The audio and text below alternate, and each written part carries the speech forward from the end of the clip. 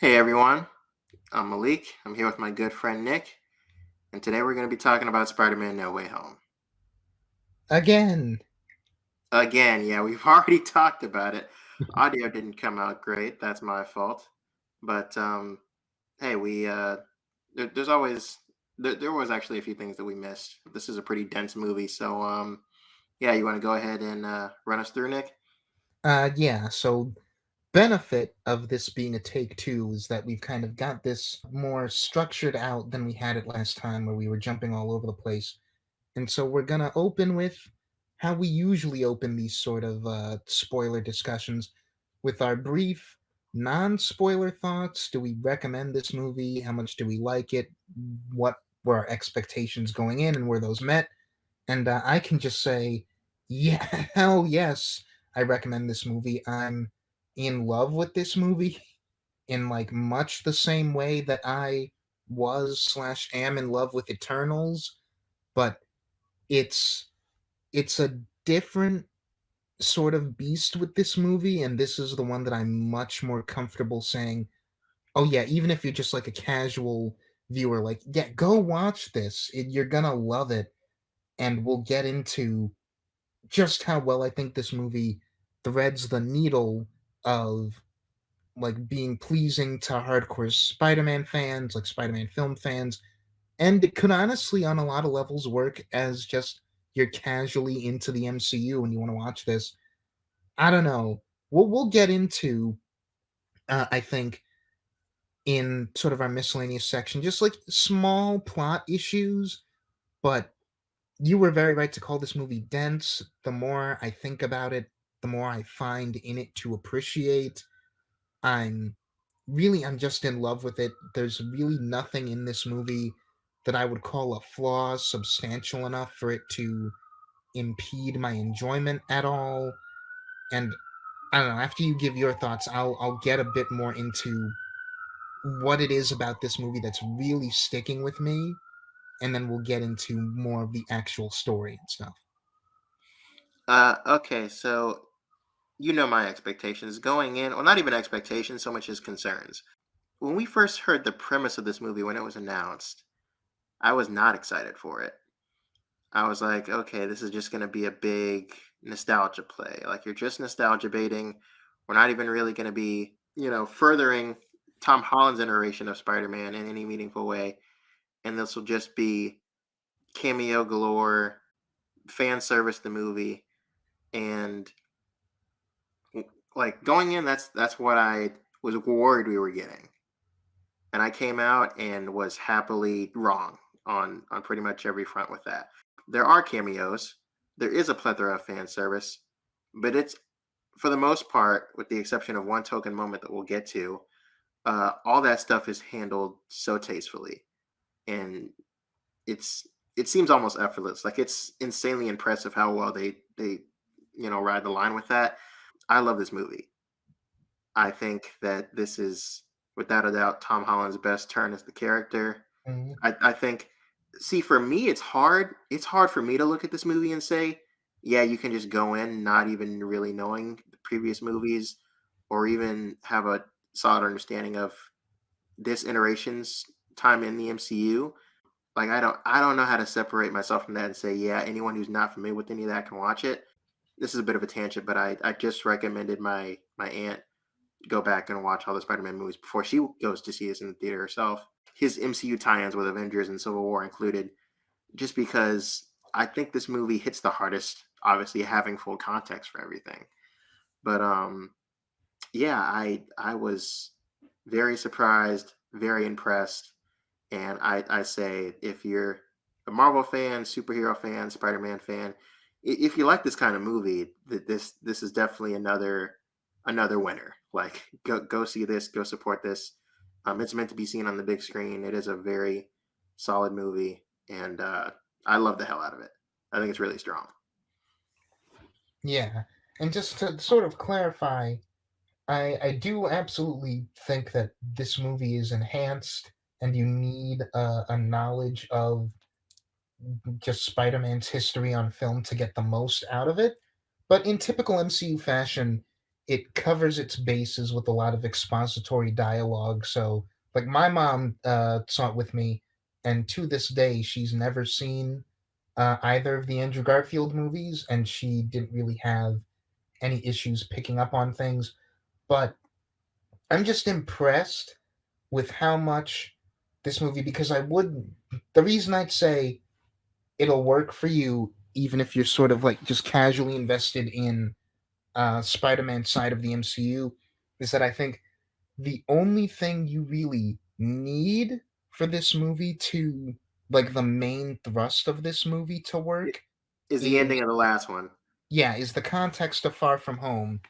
And it's really amazing to me, and this is going to be I think a common point that's going to come up often, is just how impressive it is that this movie is Tom Holland's story and it never loses sight of him.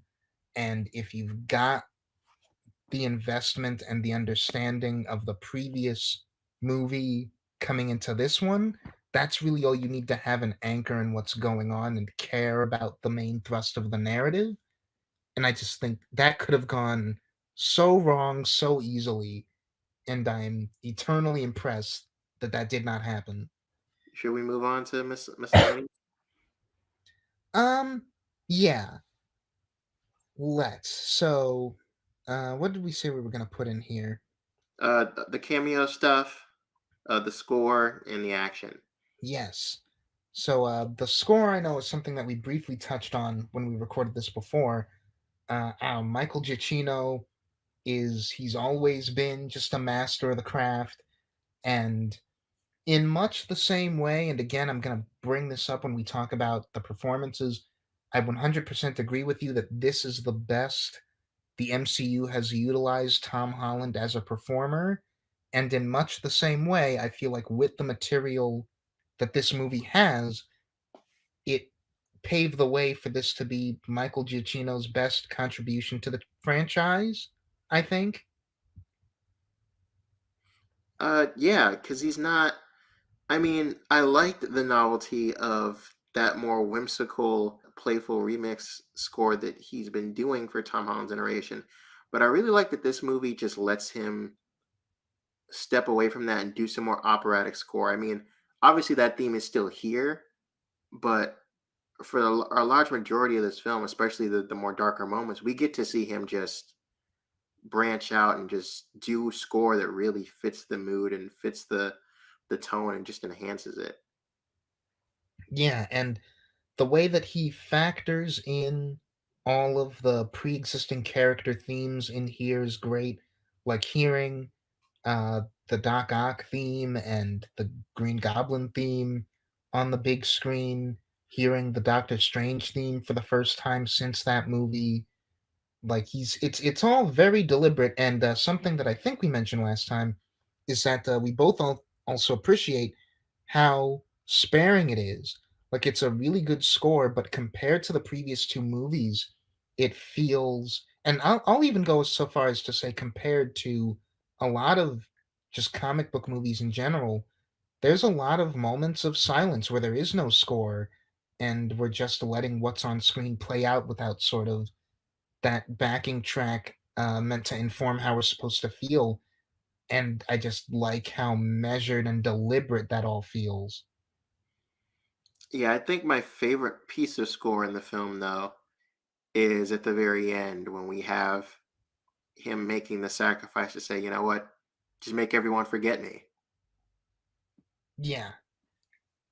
And I if you mean, couldn't tell, we're in the spoiler section. There was spoilers in the title of the video. I don't know what you wanted. But yeah, there's that. Uh, I really did. Yeah, that the bit that plays specifically when he's saying goodbye to MJ and Ned like sticks with me a lot. Like I really love that small moment. It's so good. so as far as the cameos go, we got to start off with Matt Murdock. Yes, because if you'd believe it, somehow talked about this movie for like 2 hours before and didn't talk about Matt Murdock at all. And I was like, what? I'm sure we mentioned him, but nope, we didn't. We did not.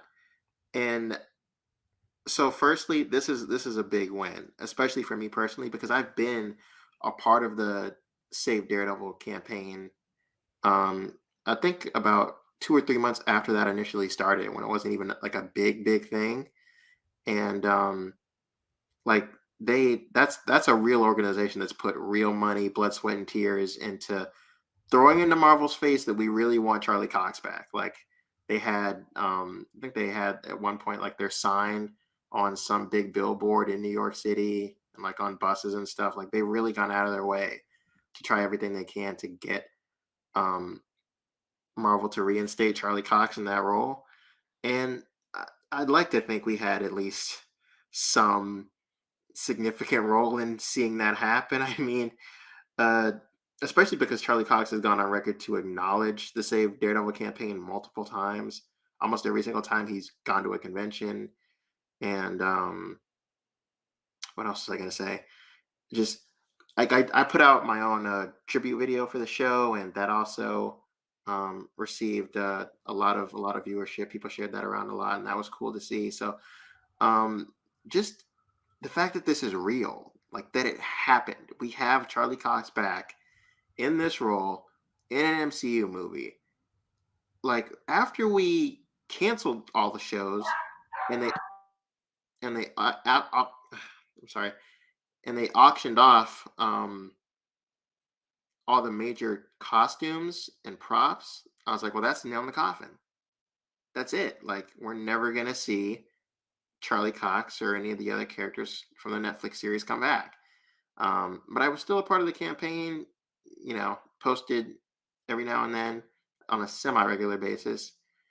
And here we are. He's back. And like I said, when we talked about this off mic, I'm not satisfied with just glorified cameos. Like we want to see his story continue in some way. Um, so I hope we eventually get that. I hope we get like an actual proper Daredevil series again, some sort of sequel series to the Netflix show. Yeah, I'm certain that'll happen at some point. If the trajectory for the character for the next like year or two is that he shows up in not necess- not necessarily like glorified cameos, but in supporting roles, I am confident that Daredevil will be continued in some fashion eventually. If for the next year or so, Matt Murdock's role is not necessarily glorified cameos, but a supporting character, then I'd be fine with that. Let's talk a little bit about how the action in this movie plays out because, again, much like the score, it's that there is about I'd say there's a good number of action scenes in this movie, and some of them are quite lengthy. But so much of this movie, like we go long stretches without any action, and I don't miss it because the story being told is so compelling. And like the score in that way, like I admire that it doesn't feel indulgent and that it feels a bit sparing, but the action that is there is so rad. And like we talked about going from Homecoming to Far From Home and feeling like the action had improved from one to the other and wanting it to improve again going into the third movie, and that definitely happened. Yeah, that definitely happened. The action has been um, a pretty major sticking point for me in regards to Tom Holland's movies. Because for me, like, action's a pretty important part of a Spider-Man movie. Like, it's pretty hard to make his action uninteresting. Homecoming, as much as I love that movie, pretty forgettable as an action movie. They're just kind of serviceable scenes. With Far From Home, that's true for like half that movie, and then we have two pretty solid scenes of action that I like a lot. Particularly the drone fight. I thought that was actually handled pretty dynamically, and it's him fighting robots. So that was cool. I was hoping we would get more practical, like Raimi esque stuff, and they gave us that and then some.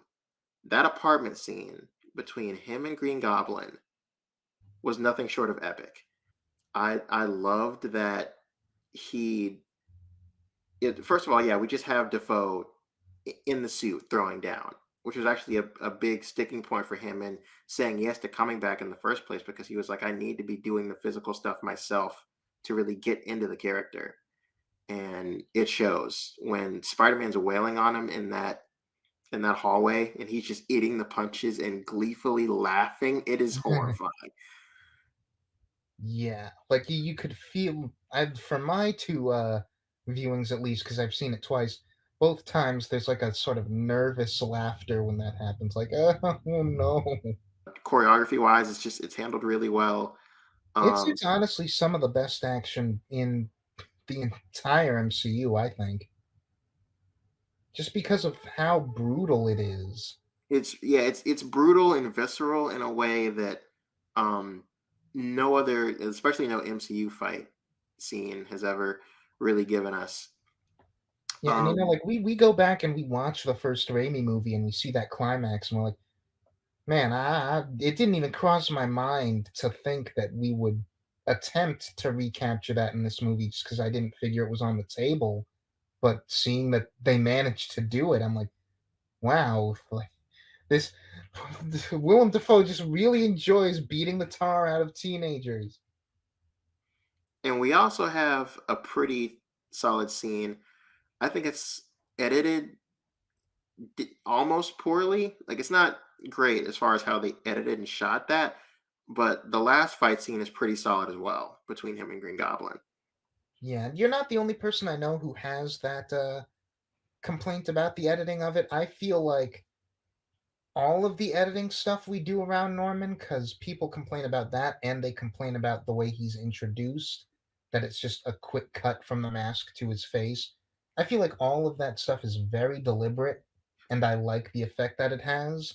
Well, I have less of an issue with his introduction and more of an issue with how we do cut that scene when he's talking to May and Peter because I didn't have that Chris Stuckman thing until I watched the movie on second viewing.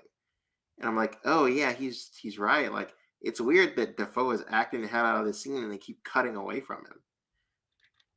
Yeah, I sort of get what you mean. But yeah, for the fight scene at least, I thought the sort of manic way that that was edited enhanced rather than detracted, but that's just me. Fair enough. Now I do have a complaint that I'm sure you don't have, but it bothers me, and I might as well talk about it while we're on the action. So the having all Spideys together, not to talk about them specifically because we're going to get to that later, but as far as that climactic fight that involves all three of them, I could tell this was a movie that was rushed as far as effects went in that scene, if no other scene, because both Toby and Andrew, like the CG for them looks rougher than it ever has in either of their movies. And this movie was made in 2020. Like, I didn't pick up on that for Andrew. I had that at points with Toby. yeah, I think it's pretty much the same level for both of them. But yeah, And that was it's not something that sticks out to me watching the scene, but I did like when I think about it, I had the thing that you mentioned last time, which is that we don't really give Toby's Peter any like big great action moments.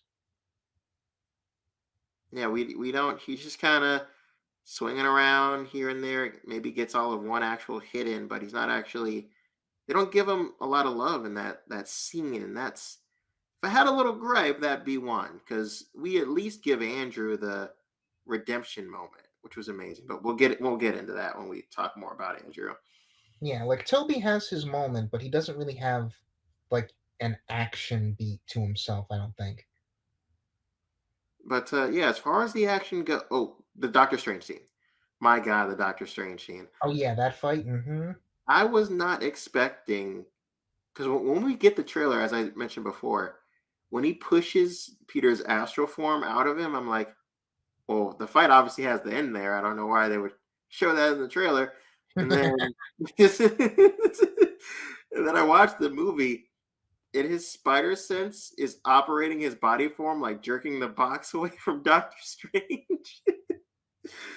Oh, that's so great. And then we actually come up with a way for Peter to outclass him, which I totally bought into. That was super creative how they did that. Yeah, and it's like sometimes I think across all of these movies, we can occasionally lose sight of Peter's intelligence and that being a thing that he would utilize in a fight scene. I think the Garfield movies did it better than the other two franchises as far as remembering that from when he's like in the middle of a fight. That was a really fun thing of like, of course, it makes total sense that he would notice the sort of the ways the mirror dimension is like it's magic, but it's susceptible to physics. So he would take advantage of that, and it's just really smart. So what is next up on the docket? Uh, since we're still in like our sort of miscellaneous phase, let's talk a little bit more about Doctor Strange via that ending, the end credit scenes.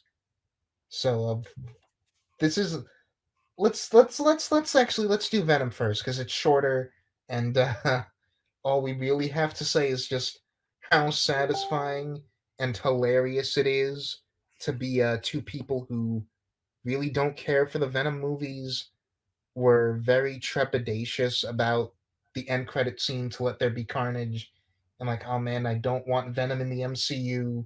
Not really one of those people who's at all excited by the prospect of seeing Tom and Tom interact. And then it's just an excuse to get the symbiote into the MCU and then we kick him out.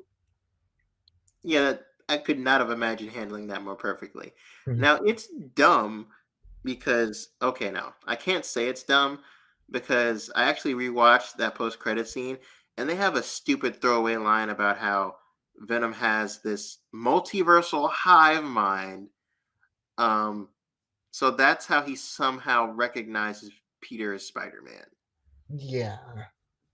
But really, it's just clearly someone wanted to get the symbiote into the MCU, and they're like, "Hey, let's do this, and let's give them a little tease, and then we'll kick them out because we don't want these movies to intersect." Actually, No, these are far worse than Spider-Man 3 and Amazing Spider-Man 2. Well, we can't justify canonicizing this garbage. So we'll happily yank the symbiote from you, and you can just keep making your garbage movies over in your little corner.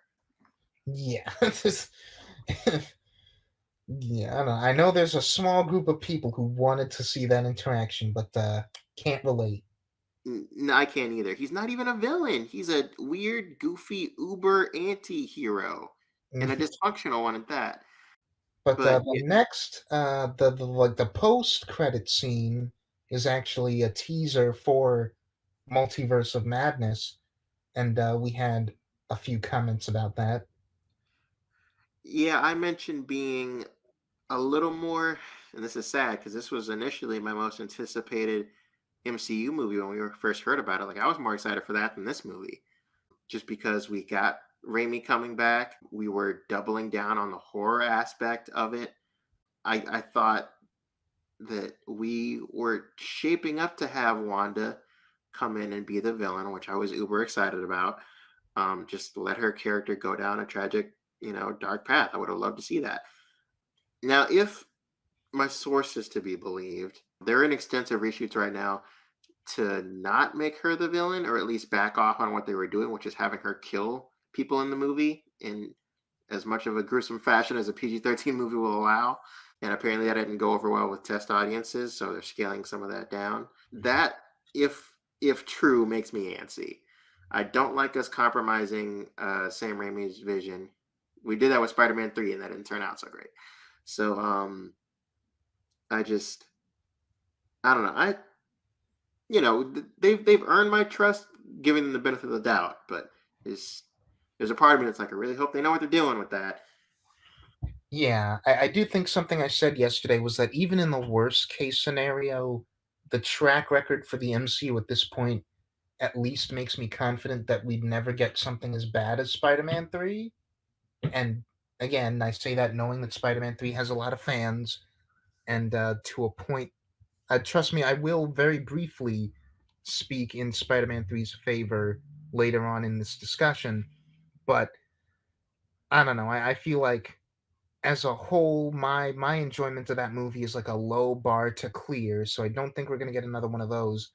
I was never particularly married to the notion that Wanda would be the capital V villain of the next movie. And the way that the teaser plays out, I like that it doesn't really give us a hint as to who the villain is, if it's anyone, because we bring in uh quote unquote evil Doctor Strange from What If. We bring Mordo back, who I was glad to see because I was worried that we would lose track of him. Same. And we bring in Wanda, and we also have Shuma Gorath, who's that big one-eyed octopus thing. Uh, any or none of them could be the villain of the movie, and none of them are really framed like the villain in That's this true. teaser. And Yeah. I'd like to see a movie where we get a situation that's kind of like this movie, that's kind of like No Way Home, where we definitely have villains in this movie, but to a degree, it's just a bunch of people who want different things, and that creates conflict. And I'd love it if Multiverse of Madness lent even harder into that. Like, there is no villain in this movie, it's just a bunch of different players whose goals don't align and will like weave in and out of how that creates a very strange situation. We actually don't even have to wait that long for it, if I'm not mistaken. I think that's as far as the theatrical stuff, at least that's what's next. Yeah, that is our next movie. I think it comes out maybe a month after The Batman. Wow. But yeah, actually, so with that out of the way, I think we've covered all of the sort of just miscellaneous stuff. So let's just get into the story and the plot and how we felt about that stuff. And that I think we can sort of do what we did last time and open that with our small complaints. Yeah, I'll go ahead and knock those out. So I've spoken about this at length. I think there's way too much comedy in this movie, and I think that it gets dangerously close to like tonally compromising the movie, and did for me on first viewing, because I did not. So when we kill Aunt May, we stew in that for a little bit with J. Jonah Jameson, and then we immediately cut to introducing Toby and Andrew, and we do so much comedy with them that it almost feels like an SNL skit. I'm like, this is a little too much. Like all of this is funny, and I'm enjoying it, but it feels like tonal whiplash. Like you just killed Aunt May. Yeah, And again, even earlier in the movie, I just felt like we were doing way too many jokes. And this isn't the far from home thing. Like a lot of these jokes do land. They're actually funny. Like all of 90 to 95% of them are actually funny. Like they're good. It's just I feel like there's too much of it for this movie. I don't For me have anyway. that, and not to because I do want to put a pin in that because I think the part of this movie that is very heavy on the comedy is the opening act, and I think that's a very deliberate choice. And I'm going to use the word deliberate a lot in this discussion, I feel, because more than Homecoming and much more than Far From Home, there's a real sense of intent with every story decision that's made in this movie. And I think part of that is also the comedy because we do indulge a lot in comedy with when we get the three Peters together and like these are just three funny characters who interacted with each other in funny ways. But the movie is at its most like capital C comedic, just overall tone wise in the first act. And that feels very deliberate with the way that the first, like, I'll get into the act structure of this movie and some thoughts that I've had and like seen discussed about it later. But I wasn't taken out by the comedy, and that might be, like you said, just the fact that the jokes land better than they did in Far From Home. But yeah, I felt like the tone was pretty well handled all around. For the most part, it is. Yeah, I just said it gets for me anyway. It gets close to being way too much. Mm. But yeah, that's one complaint I have.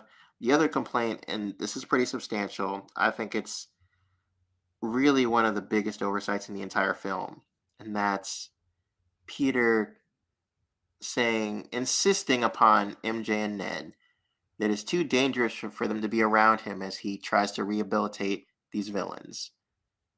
But it's not too dangerous for Aunt May, who he lets stay there. And And oh, sorry. Yeah, finish your point. and the movie doesn't have a good reason for why he is not applying that to Aunt May. Because again, when I was talking about this with somebody on Twitter, they threw out the Andrew Garfield, the Peter and Gwen thing from Amazing Spider-Man 2. When But I'm like, that's a whole different scenario. Because he tries to forcibly remove her from the situation by webbing her to a car. That doesn't work, and he's put in a situation where he can't just remove her because he's in the middle of a fight and he actually needs her. Versus this situation, Aunt May is not providing any assistance that he can't do himself.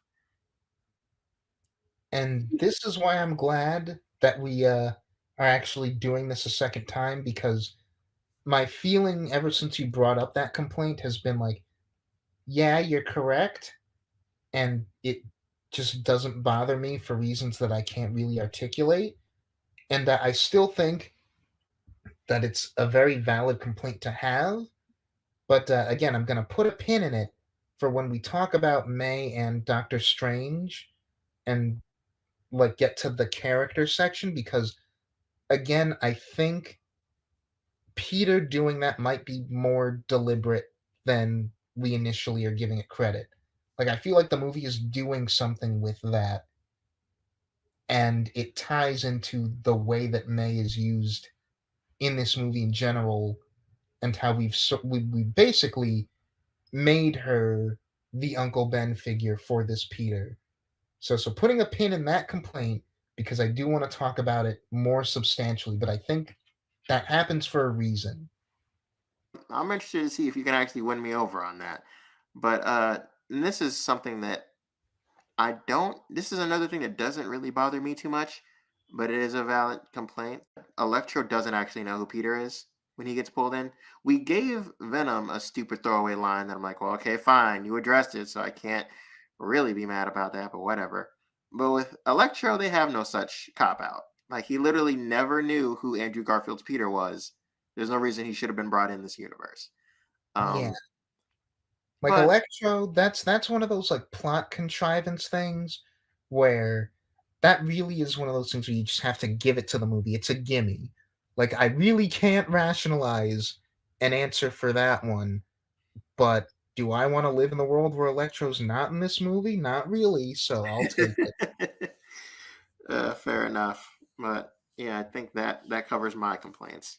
So I don't know what yours are if they vary from mine, but I don't think I really have any that we haven't touched on already, because this is one of those movies where the more I think about it, the more I'm finding to appreciate, and just it's doing so many things, and I don't know if I have any substantial complaints.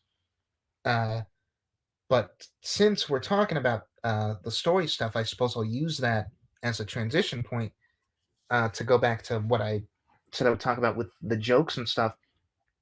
I think it was the implicitly pretentious video on this movie that made a really interesting observation about the way that it's split kind of cleanly into thirds, and the first third of this movie is directly a Far From Home follow-up, and so it feels kind of tonally appropriate that we pick up immediately after the ending of that movie, and for the next 20, 30, 40 minutes is the biggest stretch of comedy that wouldn't feel out of place in that film, where again the jokes are landing much better, but it does feel again, very deliberate, that that's the stretch of the movie where we are the most comedic because it's kind of an extension of the previous very comedic movie.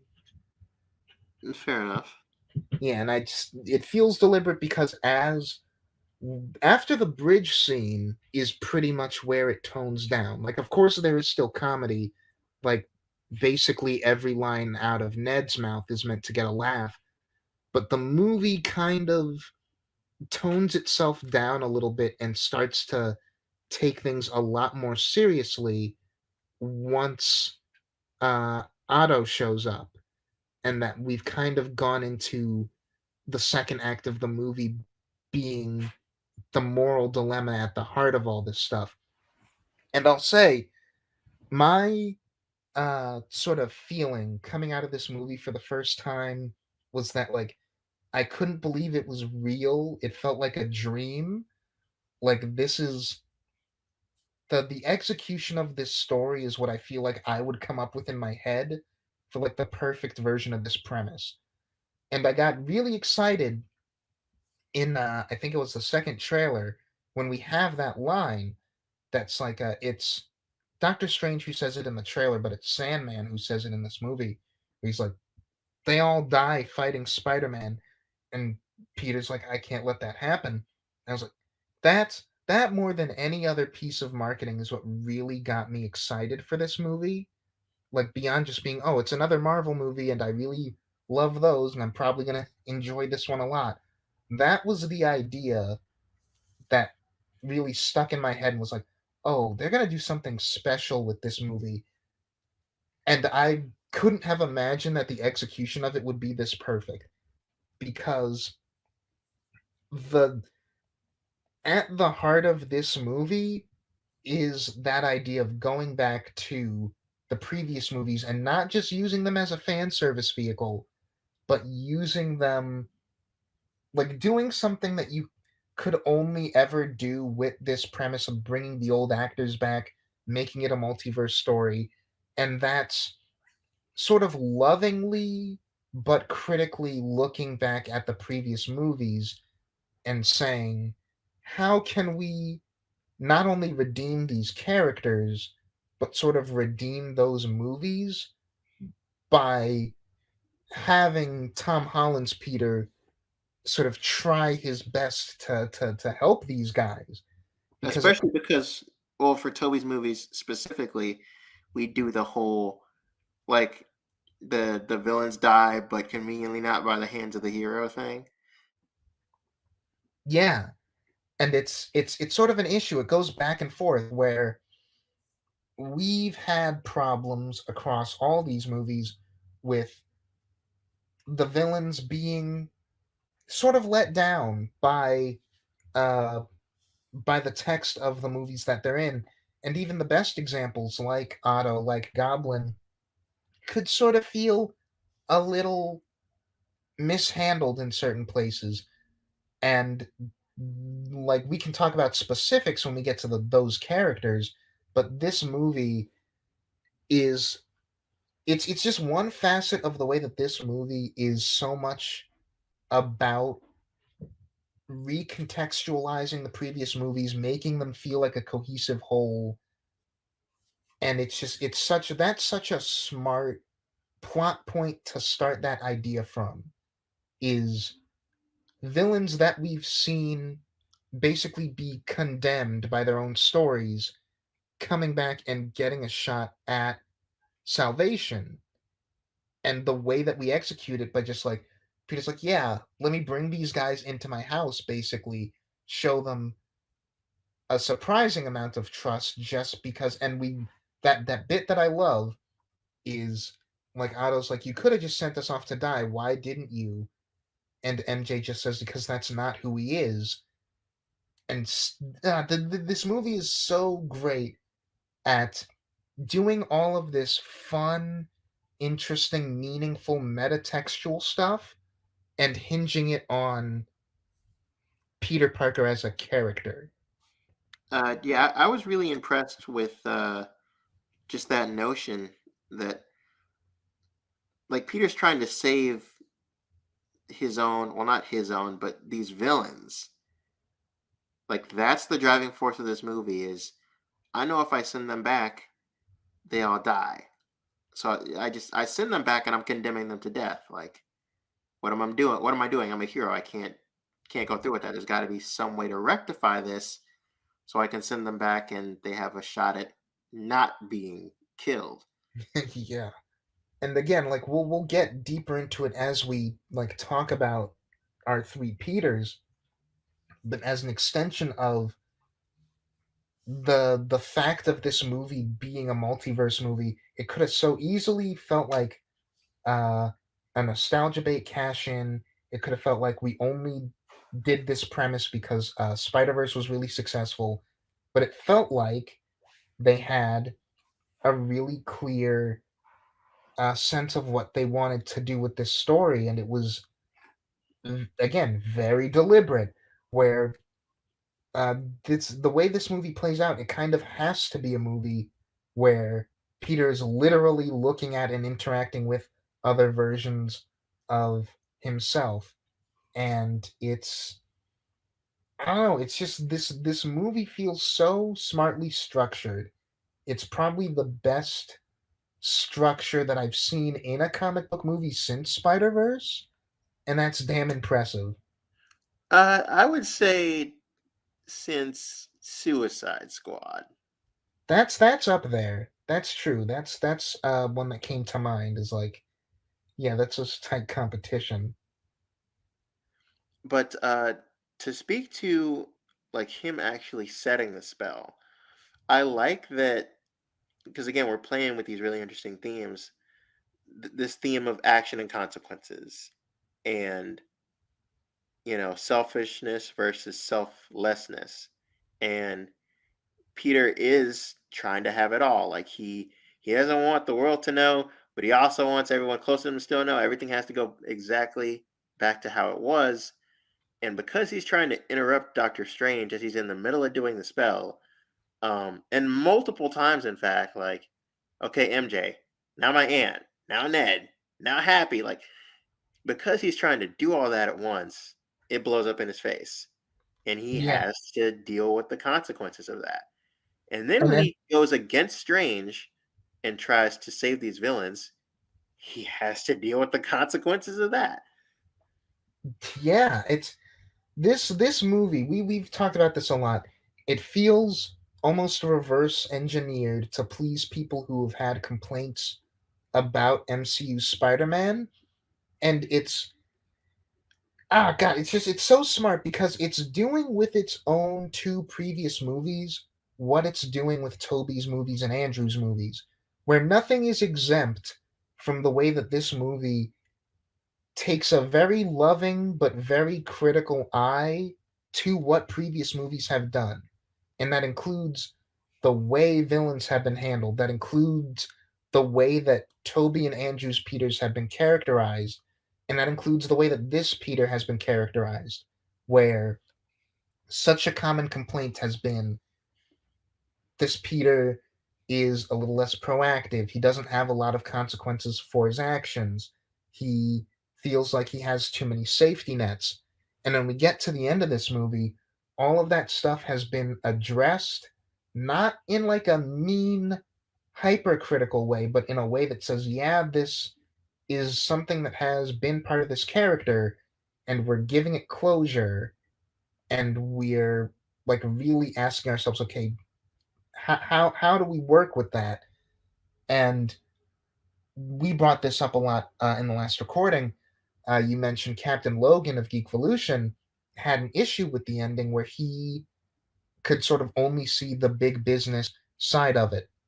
Like we end this movie with Peter. Everyone's forgotten who he is. We've effectively erased Peter Parker as a presence in the MCU, and that puts Sony and Marvel in a really convenient position where if the deal falls through for whatever reason, they can be like, well, we don't need to bring Spider-Man back into the MCU again. That we have an easy out for that. And sure, if you want to look at it that way, that is there, but also that's the only way this movie could have ended. And like you mentioned, when he's with Doctor Strange and he's messing with the spell, he has that conversation with MJ where he's like, for a brief moment, for like 1 week, everyone who I wanted to know knew, and it was perfect. And this whole story is born out of Peter Parker having tasted everything that he wanted to have, and he's trying to maintain that, and it just can't happen. And the whole movie is constantly looking at him and saying, you can't have your cake and eat it too. You can't have everything you want. The world is going to force you to choose, and you have to. You have to choose. And he keeps waffling on it. He keeps waffling until the situation escalates to the very end where he's like, damn it, I've just got to let everything go. Like Peter Parker has to take the ultimate L. And that gave me so much of what I been wanting from this character myself. As you spoke to, yeah, like this criticism is not as strong with me as it is most people who use the term, but Iron Man Jr. was definitely a thing that was a problem for me. I'm like, yeah, like he has this Iron Spider suit that he's using just in everyday crime fighting. He has, again, like the safety nets. In this movie itself, he has this fabricator, which is a Tony Stark issue plot MacGuffin. But we blow that up. Doc Ock absorbs his nanotech suit into his arms, and he's all of his Stark tech and Edith and everything that's been confiscated by damage control, and no one remembers who he is. So we've essentially set him to like PS4 Peter Parker Insomniac status, where like he's living in a shitty shoebox apartment and he's just by himself. Yeah. And like even worse because at least PS4 Spider-Man still has an MJ who knows him. Yeah, they're not on good terms at the start of that story, but yeah, at least he has someone he could try to go and rekindle something with. Yeah, and it's like it's amazing that this movie just threading needles that are beyond impressive because we go from a Spider-Man who's debatably had it the easiest of the three to easily the one who's had it by far the hardest. And it's just done in such a natural way. It doesn't feel if if you were not someone who was plugged into the discourse surrounding these movies the way that we are, then it doesn't feel like the movie is forcing itself to course correct or overcorrect from Homecoming or Far From Home. And it could have so easily felt like that. Yeah, that's not an issue at all. And to speak more to the Spider-Man PS4 thing, the influence of that game is felt almost all throughout this movie. We have Aunt May running Feast. Um, Hmm. like that was not a thing in the first movie. We have a Feast truck. We stick Lizard in there. Like we reference Miles pretty hard with Electro. Like Hmm. there, and we have. I think what me and you have pretty much agreed on is that beginning part of the fight at the apartment between Green Goblin and Peter when he webs him up into the air and then webs him through that floor of the balcony to the next balcony. That was their kind of loose interpretation of one of his moves from the PS4 game. Like that was super super cool. And so I feel a lot of reverence for that game in this movie. Yeah, and just the thing about this movie is that it's so reverent to everything. Like as coming out of this movie, I feel like, and this is also partially informed by like interviews that Kevin Feige has done, where working on this movie, they're very aware of the sort of toxicity that's developed in the Spider-Man fan base, at least online, and the sort of division and like lack of respect that's shown from fans of one version to fans of others. And just the story of this movie is such a textual, metatextual thing that's just screaming in your face. Everything Spider-Man has so much merit to it, and the love and appreciation for everything that gets even tangentially brought up in this movie is so palpable, and it's like I I had this feeling where Far From Home being a slight exception for reasons I won't get into, but like even that movie is enhanced by basically teeing this one up. But every Spider-Man movie I have more of an appreciation for after watching this one because it made me realize that even the weakest ones, like even Spider-Man 3, has moments in it that are emblematic of the potential for drama and pathos in superhero storytelling on film in a way that almost no other character's movies get to have. And it's such a unique to Spider-Man thing as of right now.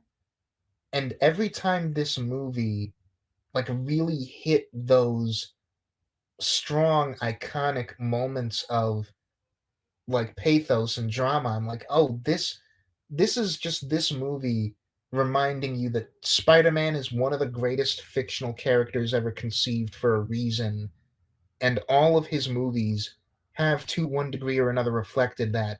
And this is just a celebration of everything Spider-Man. Literally everything. We can finally stop the really pretentious, fruitless, and obnoxious debate of who's the best one. We won't because people like to debate things, but we should. This movie is definitely telling us we should stop that. Yeah, you can have your favorite. You don't have to dismiss or demean anyone else's favorite to still have yours.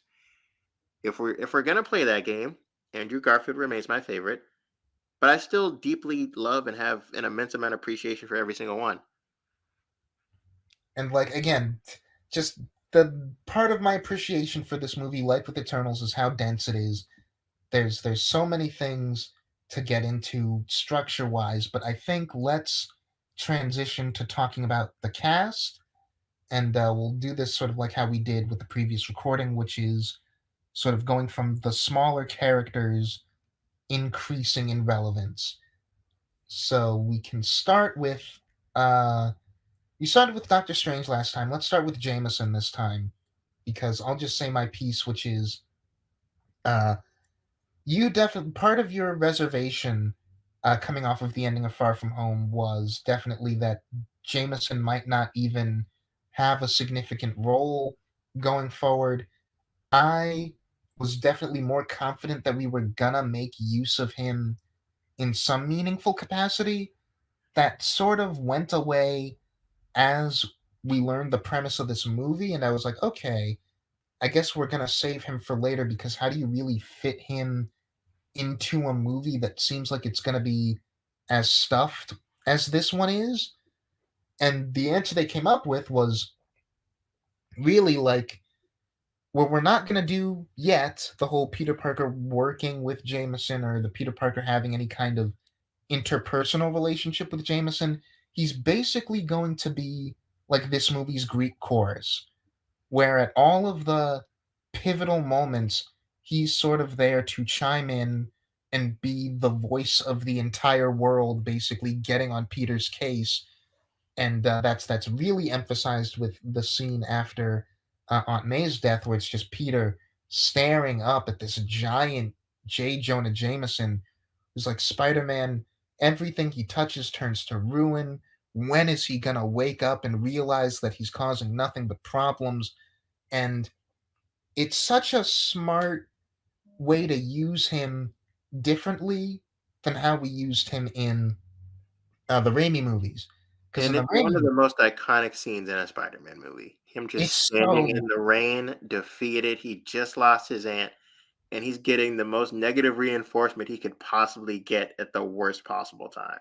yeah, it's such a smart way to use him because I love the way that he's used in the Raimi movies. Don't get me wrong, but it's such a necessary for this movie, I think, choice to tone down the comedy where we still do a couple of jokes with him because he is still the Alex Jones pastiche. So he's got that whole like he's selling Daily Bugle supplements and stuff. But for the most part, we tone down his nature as a comedic character and really emphasize the fact that Peter's internalizing the things that he's saying. Because in the Raimi movies, we do that very slightly across Spider-Man's 1 and 2 especially, but by the time we get to 3, and in particular, Peter's really he doesn't take, Jameson's criticisms all that seriously. He's kinda just like, "God, I wish Jonah would get off my back. Can't he see that he's totally wrong about me?" And in this movie, we have a Peter who's in a situation where what Jonah says would absolutely permeate him and stick in his craw, and he would be thinking, "Man, no, this guy's right." And it's such a great way to use him. Yeah, I was glad that we scaled that back. I also gotta admit, you were right. I was wrong. I can admit when I'm wrong. Yeah, because I really was expecting for us to, well, give him maybe 3 or 4 different recurring jokes, and that'll be it. I was not expecting us to use him to highlight pathos in one of the most dramatic moments in the whole movie. That was incredible. Mhm. But after Jameson, who's next? You want to get into Peter's supporting cast like Ned, MJ? I actually wanna save Ned and MJ, but I do wanna talk about Happy, because he's another character who, much like Jameson, very comedic character, who we scale down a lot in this movie coming off of the last one and utilize in a really smart way. Because, again, we do open with it's still a gag that, like, he and, Aunt May had this fling, and, like, clearly because I think when we were sort of talking about it, last time, I'll argue a bit with the idea that it was something that May didn't care about at all. Like, clearly she thinks of Happy as a friend and someone she cares about, but we are definitely leaning into, like, the joke of the romantic relationship was more serious for him than it was for her, and, I get a little trepidatious at the start of that movie when we open with that, but then we seriously cut down on Happy's presence, and we it feels like we have him in this movie, and we emphasize that relationship just enough so that the audience remembers that they have that connection and that Peter and Happy have had this recurring connection so Can I that speak to that for a minute? yeah. Okay, so the beginning of this movie plays really goofy as far as that goes. Because Mhm. when you watch the end of Far From Home, and he's like, "Are you two dating?" When Happy says yes and she says no, and they explain it's just a fling, and they have that whole weird, awkward back and forth, it is very clear that it's not an actual relationship.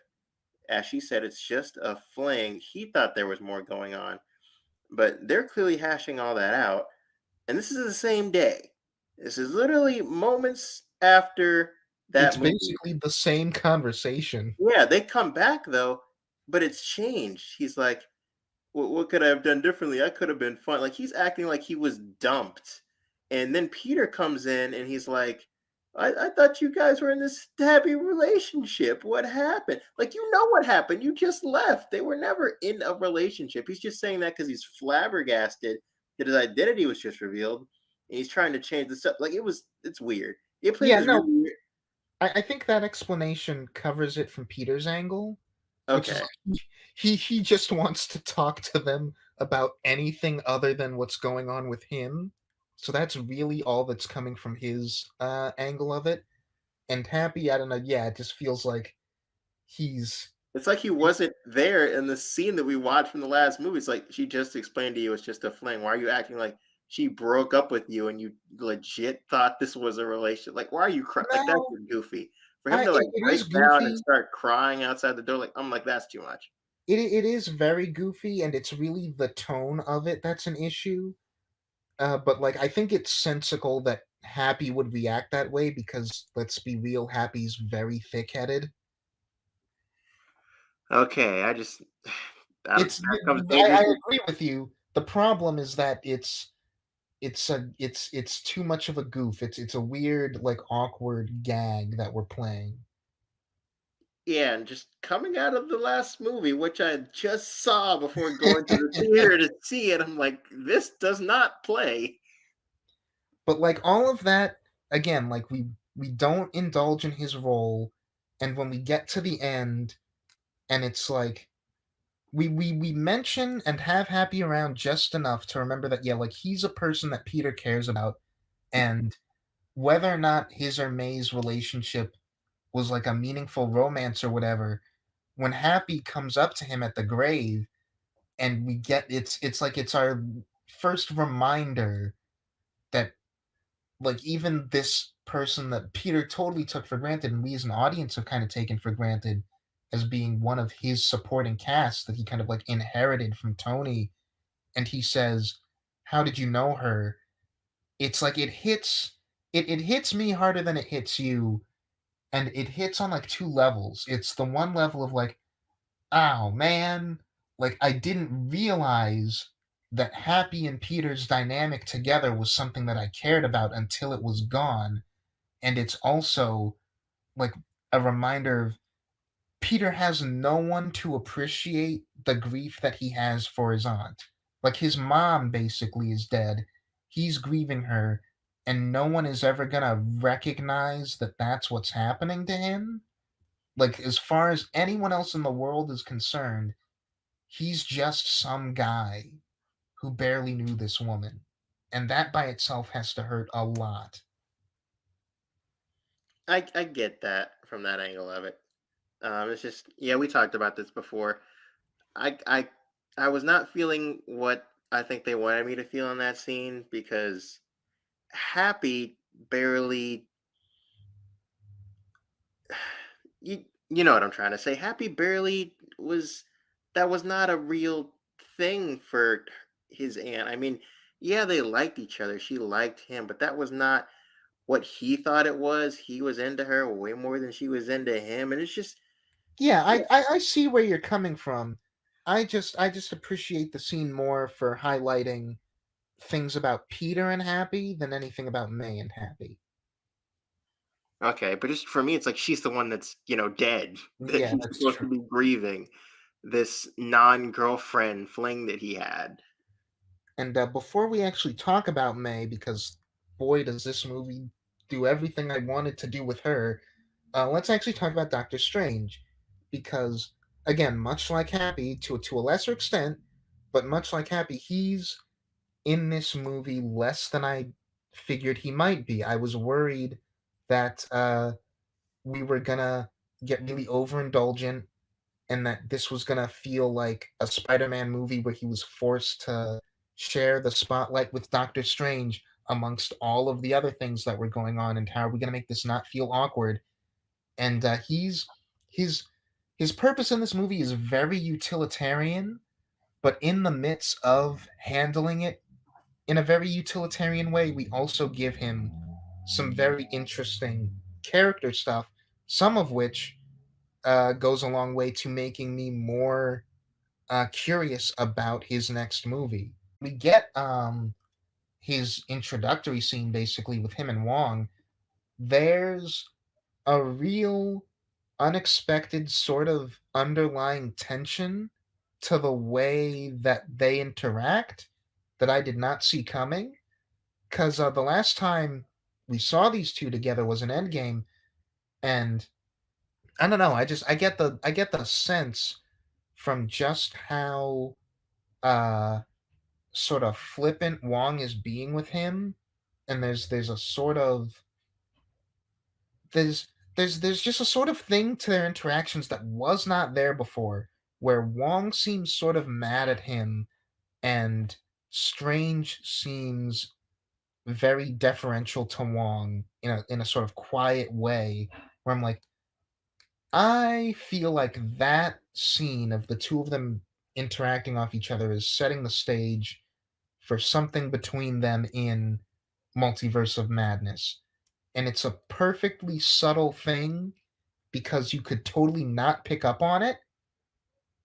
But if you're thinking about that scene from Strange's perspective, it stands out.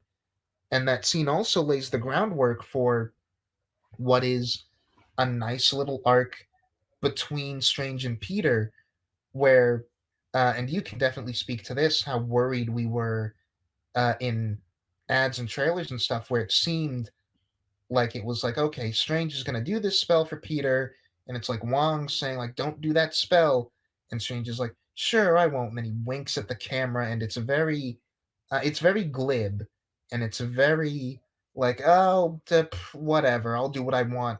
Yeah, Here, honestly, it's out of character for him.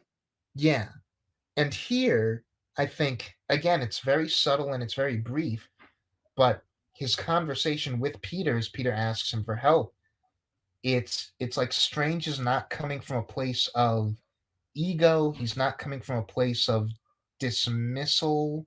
He's like, "I like this kid. Like, I'm someone who cares about Peter Parker, and I wanna cut him a break." And throughout the rest of their interactions across the movie, like, when he gets frustrated or annoyed with Peter, and when they have, like, disagreements and stuff, you can always tell that for Strange, it's coming from a place of like, I like this kid, but I wish he would get out of his own way and stop being a dunce. And we get to that ending where Peter's like, make everyone forget me. And he's like, you realize that everyone who knows and loves you, and he like catches himself when he says we, and then he goes on with like he commits and he's like, we wouldn't be able to remember you. And it's like it's this very sensitive, like caring side to this character that is at the root even of his very annoyed, sort of like disagreeable, surly moments. And like I totally buy because how they presented it in the trailer, you're like, this is out of character. I don't buy that he would even help Peter Parker here. But how it's presented in the actual movie, totally buy into it. Hmm. 'Cause he's like, you know what? Yeah, we saved the universe together. Well, let's cut to get a break, yeah, because we've used this same spell for stuff a lot less meaningful than what we're trying to do for Peter here. He's like, remember that party? No, No. exactly. Yeah. And it's like again, I just I it's I I feel like a broken record at this point, but it's just how smart this movie is with the amount of screen time it gives everybody. Strange is in this movie exactly long enough to be a character who means something and has like an emotional stake, but not nearly long enough that it feels like Peter is fighting for screen time in his own movie with this guy. He's a relatively small supporting character who serves a useful plot function, that being to get this spell underway, and we really maximize his screen time. And Yeah, this feels like the comic book plot that I never thought. Like I remember being a kid reading comics, especially Ultimate, seeing Spider-Man interact with Doctor Strange and Daredevil and Iron Fist, and being like, we're never gonna see these characters in Spider-Man movies. Even as we were first starting to get the first MCU movies with Homecoming and Far From Home, I'm like, okay, yeah, they introduced Iron Man. That makes sense. He's like the flagship character for the MCU. And coincidentally, they made him Peter Parker's idol. Of course, he's in the movie. And then we introduced Nick Fury into the second one. I'm like, yeah, yeah, okay. We're never gonna see anything super crazy like Doctor Strange show up in a. And then they did it, and they handled it perfect, like literally perfectly. It's insane. and But yeah, no complaints with how they handled Doctor Strange. Although like the nitpicky analyst in me is coming out. I do want to address the spell at the end because it wipes everyone's memory of Peter Parker. This is another major gimme we got to give the movie. It's somehow, well, I guess we're not even going to address all the nudes footage that's still out there. Um, Flash's book. yeah, Flash's book, the what else? Peter's like birth certificate, social security number, yearbook photos, like all of that stuff. Yeah, we'll just have to see what, if any, of that stuff is still around, because it seems like we're very purposefully vague about it. I don't even know if it is purposeful so much as the writers weren't even thinking of any of that. Yeah, that's possible. But yeah, that's just a fun little nitpick. So I I do want to transition from Strange to Aunt May, and this it's sort of an involved thing, but I was listening to the Infinity podcast, and they made me realize something that I think sort of speaks to your complaints about the Aunt May handling, and also be builds into something that I sort of felt we were doing as soon as we announced Doctor Strange to be like the guy in this movie, where since we introduced him, we've been drawing comparisons between Doctor Strange and Tony Stark, and I think we have a very, and again, this is this movie enhancing and bringing together Homecoming and Far From Home into like a cohesive trilogy, because we open with analyzing the relationship between Peter and Tony, and that being very foundational for Peter. And then in Far From Home, we have Mysterio, who is very obviously like modeling himself to different degrees off of Tony Stark and playing Peter's admiration for Tony against him. Like he visually modeled himself off of Tony. He like brings up a lot of comparisons to Tony in Peter's mind, and it's all part of the big manipulation. And through Mysterio, we're sort of very slyly, very subtly getting at Peter's need to replace Tony with someone like him in his life. And then we do it again a third time with Strange, who again we've built up as sort of like a Tony parallel as much as he's his own character. Well, And see, that's the thing I disagree with, and what I actually like about this movie. And Cumberbatch spoke to this in a few interviews. Strange in this movie isn't a mentor. yeah, He's Yeah, he's not a replacement Tony Stark. He's just simply someone that Peter has fought with, that he sees as an equal, even though he is just, a kid up until Peter does something really stupid to make Strange question that. He's like, "Yeah, you're just a kid. You're really not ready for any of this stuff. And you need to stop trying to live this double life thing because it's clearly not working for you." Um, but he is not that stand-in for Peter in this film. yeah. And like you get the sense that taken together, that's a very natural progression for Peter's character arc. And we've used these three characters as like base points for that growth, where he was dependent on Tony, and then he tried to be a little bit dependent on Mysterio, and that fell through. And with Doctor Strange, it's different, and you can tell Peter's not really looking for that father figure anymore. He's just looking But for a quick fix to his problems. yeah, but the fact that they are similar speaks to an issue of Peter's character, and something that makes the choice to have Aunt May around more meaningful, especially if we take this as basically what a lot of people have argued it is, which is a three-movie origin story for this Spider-Man. And that being that Peter still, when thinking of people to go to fix his problem, and this is a very mundane problem, he and his friends did not get accepted into their college of choice.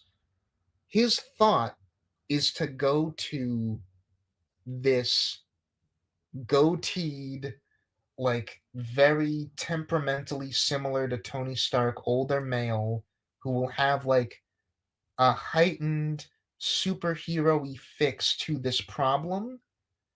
And the thing that's both so goofy and so sad about it is, had Peter gone to his mom first, she would have told him to check with the college and like plead his case, because again, this is the kind of thing I feel like people will sort of like try to cinema sins this movie for and have like as a complaint, which is like, why didn't Doctor Strange bring up pleading his case before he started the spell? And I think that's just Peter and Doctor Strange are both He gave him the very, credit and assumed he'd already done that. yeah, and also they're both very impulsive people. And like it's just in character for him to be like, okay, let me do first, ask questions after. Like that's a whole thing in his own movie is he starts messing around with this dangerous magic because the warnings didn't come until later in the book, and he's an impatient, impulsive guy. And that's something that they kind of have in common again with Tony. Aunt May is not that person. And if Peter had gone to her, that would have been the first thing she said. And I think that matters because if Aunt May is the Uncle Ben of this story, then it's meaningful that Peter doesn't tell her to go away the way that he tells Ned and MJ. Because it's Peter taking her for granted the way that the two previous Peters, especially I think the Maguire Peter, took Uncle Ben for granted. Where this is the same way that Uncle Ben is his father, and he doesn't say that until the end of the first Raimi movie, where he's like, "Stop pretending to be my dad." Aunt May is his mother, and he's not thinking about her that way until it's too late and she's gone. He loves her, obviously, like he adores her, loves her so much, but he he's taking her and her safety and her presence around him as a given, and he's not thinking about it the same way that he doesn't think about Uncle Ben until it's too late. Yeah, that all that definitely tracks and makes sense. Mhm.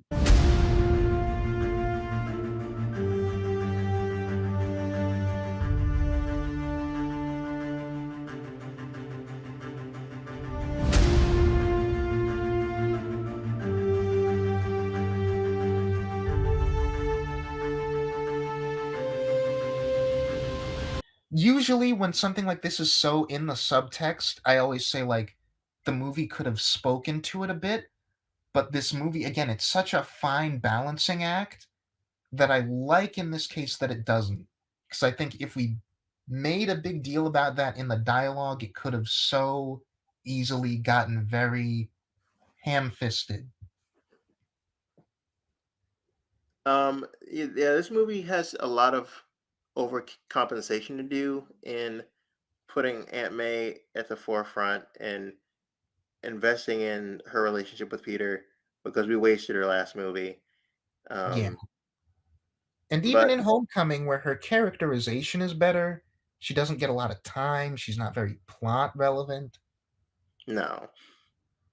So I like that um, that this movie had an uphill battle in earning that death, and they did the work and they earned it. Yeah. And it's like it's something that again the Scott Thomas, I think, on the Infinity Podcast phrased this brilliantly, and this was in reference to Ned and MJ, but I think it applies to the two of them and Aunt May, which is that in Homecoming and Far From Home, those characters felt like supporting characters. MJ to a lesser extent in Far From Home because she's, the main love interest. But this movie does the work for all three of them to feel not like quote unquote the supporting cast. They feel like bedrocks, and they feel like going forward when they're not around anymore, you are going to feel their absence. Yeah, they informed this version of Peter Parker, which is why, like, well, I'll save that for the ending when we talk about the ending of the film. But um, yeah, Yeah, and like part of that is that it's, it sounds like cliche to say like, oh, the heart of the movie, but Aunt May is the heart of this movie. And for as much as this is going to be like our complaint is we don't need the great power, great responsibility line spoken, just not something that I need said out loud. It sounds awkward coming out of her mouth because it's such a like antiquated phrase. Not something that anyone would actually say. Yeah. And I'll give like I'll say what I said last time, which is the one uh sort of thing that I think they try to do to maybe cover their base with that is, and also to cover their base with me feeling like this Peter was already not a character who necessarily needed that said to him, is I will say I do like that when she says that line, Peter does say, "Yeah, I know." As in, this is not the first time that someone has said that to him. So maybe that is just a thing that they've said before, but it's still it sounds awkward. Yeah, But I I mean, kind of and we in the audience don't know that, so I can't even give it that credit. mm. But I will say that I like it and I like making Aunt May the Uncle Ben here because on the one hand, like yeah, you could argue it's an example of fridging, like we killed the female character to enhance a male character's arc. But unlike a lot of examples of that trope, I feel like this one really enhances May's character because it makes her foundational. It it affords her a sort of story relevance and position of importance to the themes and character that not even just in the two previous movies, but in general, we don't always give Aunt May. Like I'd say the best she's been utilized not just in movies, but in a lot of comics and in shows or whatever has been Spider-Man 2. But outside of that movie, it seems like Aunt May's a character we often struggle knowing what to do with. And getting to a point in this movie where we give her all of the relevance and the meaning and the weight that we would usually reserve for Ben feels like it feels like a right turn by that character. It feels like something she's earned. Yeah, in this movie anyway. Hmm. I saw how she trapped you. Her God, moral that's mission. that's so the goblin stuff. Like, okay, let's also talk about Ned and MJ so that we can then talk about the villains because we kind of very we were very short on Ned and MJ in the last recording, and I felt a little bit bad about that because, like May, this movie goes to great pains to make you realize, like, oh man, these relationships have been so informative and so meaningful for this character. And again, like now that we've disrupted that, and you're sort of taking the stance that now that their memories are gone, where we're kind of going to be done with those two characters going forward. I'm not taking the stance that that's what's going to happen. I'm taking the stance that's what I want to happen. Okay, and I can see that working, and I definitely won't be mad if that's what happens. But I'd like to bring them back, not immediately, obviously, but like a movie, 2 movies from now. I'd like to get closure on that and rekindle that relationship because they're just so damn likable. Like the dynamic that we get by the time we have this movie is just so fun and so endearing. And I don't want it to be over. I'd be sad. I think you're supposed to be Nick. Yeah, but I But don't like it. This is gonna be my one area of channeling Brianna. Like, yeah, it's great for the story, but I don't like it. maybe I'm just too nihilistic, but I love that. Um, and I love it a great deal more if we stick with it going into the next trilogy and just give That's him a fair. whole new supporting cast. But yeah, I don't know. It's just like Zendaya and Tom Holland just have such a great chemistry. And I'm at the point with this movie where I'd compare their chemistry to what Emma Stone and Andrew Garfield had. It's a very, very different vibe. Like theirs is a very different, more because they're younger, it's a more innocent kind of relationship. but the degree to which I totally like I can feel it through the screen how in love with each other these two people are and how much they care about and appreciate and only see the best in each other. Like that's at that level for me with this movie. And I have that too. I do have that too. I think they I'm glad that we are finally now in this place because I remember when we first got No Way Home and being like, this is so sudden. And I really want to dislike it because for me, it kind of comes out of nowhere on Peter's end because we Mhm. weren't there for any of the time in between. Um, but the chemistry is so good and so palpable that they make it work. And they just double down on it in this movie in the best way. Yeah. And again, I said this in a tweet, which is that like people are not wrong to say that compared to Kirsten Dunst's MJ and compared to Gwen, Zendaya's MJ is a little bit of a less well realized character, just because She's a lot more ill-defined just because we don't know much about her home life and or yeah, her backstory in general. her background is so vague, but in the moment things that we give her to do and say, and Zendaya's performance injects so much humanity into her that that barely registers for me. Where it's like, would I like to have explored that background? And again, if we do bring her back, would I like to explore that in the future? Absolutely. But she's just so endearing. It's great. Like I love her. And these two are maybe the most I've liked a romantic pairing in a comic book movie since Garfield and Stone. That would be the stipulation if you're gonna bring her back. Like if Yeah. you're gonna bring her back, like that, you got to double down on that and give us some of her backstory and flesh her out more as a character. Hmm. And I also just think that for as much as it would hurt in a good, like dramatic way to have that part of Peter's life just be gone.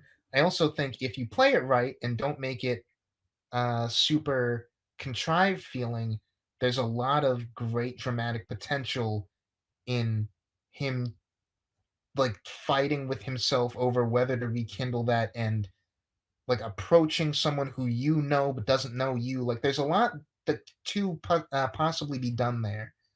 But on the This subject of movie, oh, go ahead. oh no, because I was gonna yeah, you say your part first. This movie is slightly disrespectful to Doctor Strange and how they just contrived Ned to be able to use the ring the second he gets it when Doctor Strange had to go to Kamar-Taj and like get a whole training scene and be thrown in the Antarctic or wherever it was, and he have to figure out how to transfer himself back. Like I'm like, wow, okay, this is really easy. But I you know mean, what? I'm gonna go with it. it is absolutely easy, but as far as being disrespectful to Strange, I think it's only like disrespectful to that character insofar as his own movie was. Well, yeah, Because if I want to explain it and rationalize it, like absolutely it's one of those like it's a small gimme, like it's a thing that the movie needs to happen so that stuff can happen.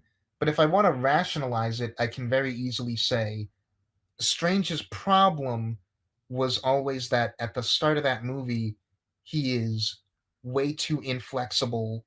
He even when he sees magic up close, he's still got like this hang up of like, he doesn't fully believe it. yeah, he doesn't believe he's capable of it. He's too caught up in logic and he rationalizes too much to just go with it and let the magic happen. And I totally believe that Ned would not have that problem. That is fair. Yeah. But again, you're right. It is like the movie. It's one of the things is like the movie's like, okay, this is happening because we're gonna use it. Let's just move on. I would like to quickly hop over to the villains. Well, actually, I just do want to say because we're talking about Ned, um, this Ned is such a interesting role, I think, for someone to play because you don't he's like pure comic relief, he's not a character who has a lot of uh pathos to him, but what makes him meaningful and what makes him a bedrock that Peter and the audience I think are gonna miss is just how earnest he is and how earnest his friendship is. Because after like so many movies of like even forgetting the previous Spider-Mans with like we have our best friend character in Harry who's got his issues and is full of resentment and his relationship with Peter is never exactly healthy. Like the trope of the superhero's best friend who's like kind of cynical and abrasive and their friendship is often really strained. And by the end of this movie, I can't help but think like, man, I'm so glad that we never did that with Ned. Like he was just such a steadfast, good friend who was there to be what Peter needed him to be, even if that was just like a light voice of camaraderie. And I'm gonna miss having that. Yeah, we do. We definitely have that going for the majority of his time in this series. There are a few token moments where I'm like, he's kind of a mediocre to bad friend just because we want to joke in a scene. Like in the first movie, when he's like, I'm just gonna be myself. And he's like, Peter, no one wants that. But it's a funny joke, though. Or the time when he just blatantly blurts out, but Peter knows Spider Man. Right, but to be fair, that at least is him trying to be a good friend. Like he's trying to get him an in with Liz. That's fair. But yeah, But that the that other was thing, just yeah, like he's just no one wants you to be yourself, Peter. uh, but yeah, that was just my little tangent on Ned because he's such a character who I think would be very easy to forget to mention and talk about. But I think the way that he's been used in all three of these movies is very smart. But the villains. Oh my god, they're so like we I probably want to go want to ahead get and get. Sandman and Lizard out of the way first, right? I was just about to say that, yeah. So this definitely feels like a movie that was impacted by COVID because you have them mostly doing voiceover work for these characters that are just thrown in using CG. And then at the end of the movie, when they're cured, you can tell that those are shots that they reworked from those previous movies. Yeah. Like the reasoning that I'd heard someone give was that they tried to de-age Thomas Hayden Church and Rhys Ifans the same way they did with Willem Dafoe and Alfred Molina, and it just wasn't working. And like having them be sand and a lizard the whole time was visually preferable to how the de-aging effects were looking.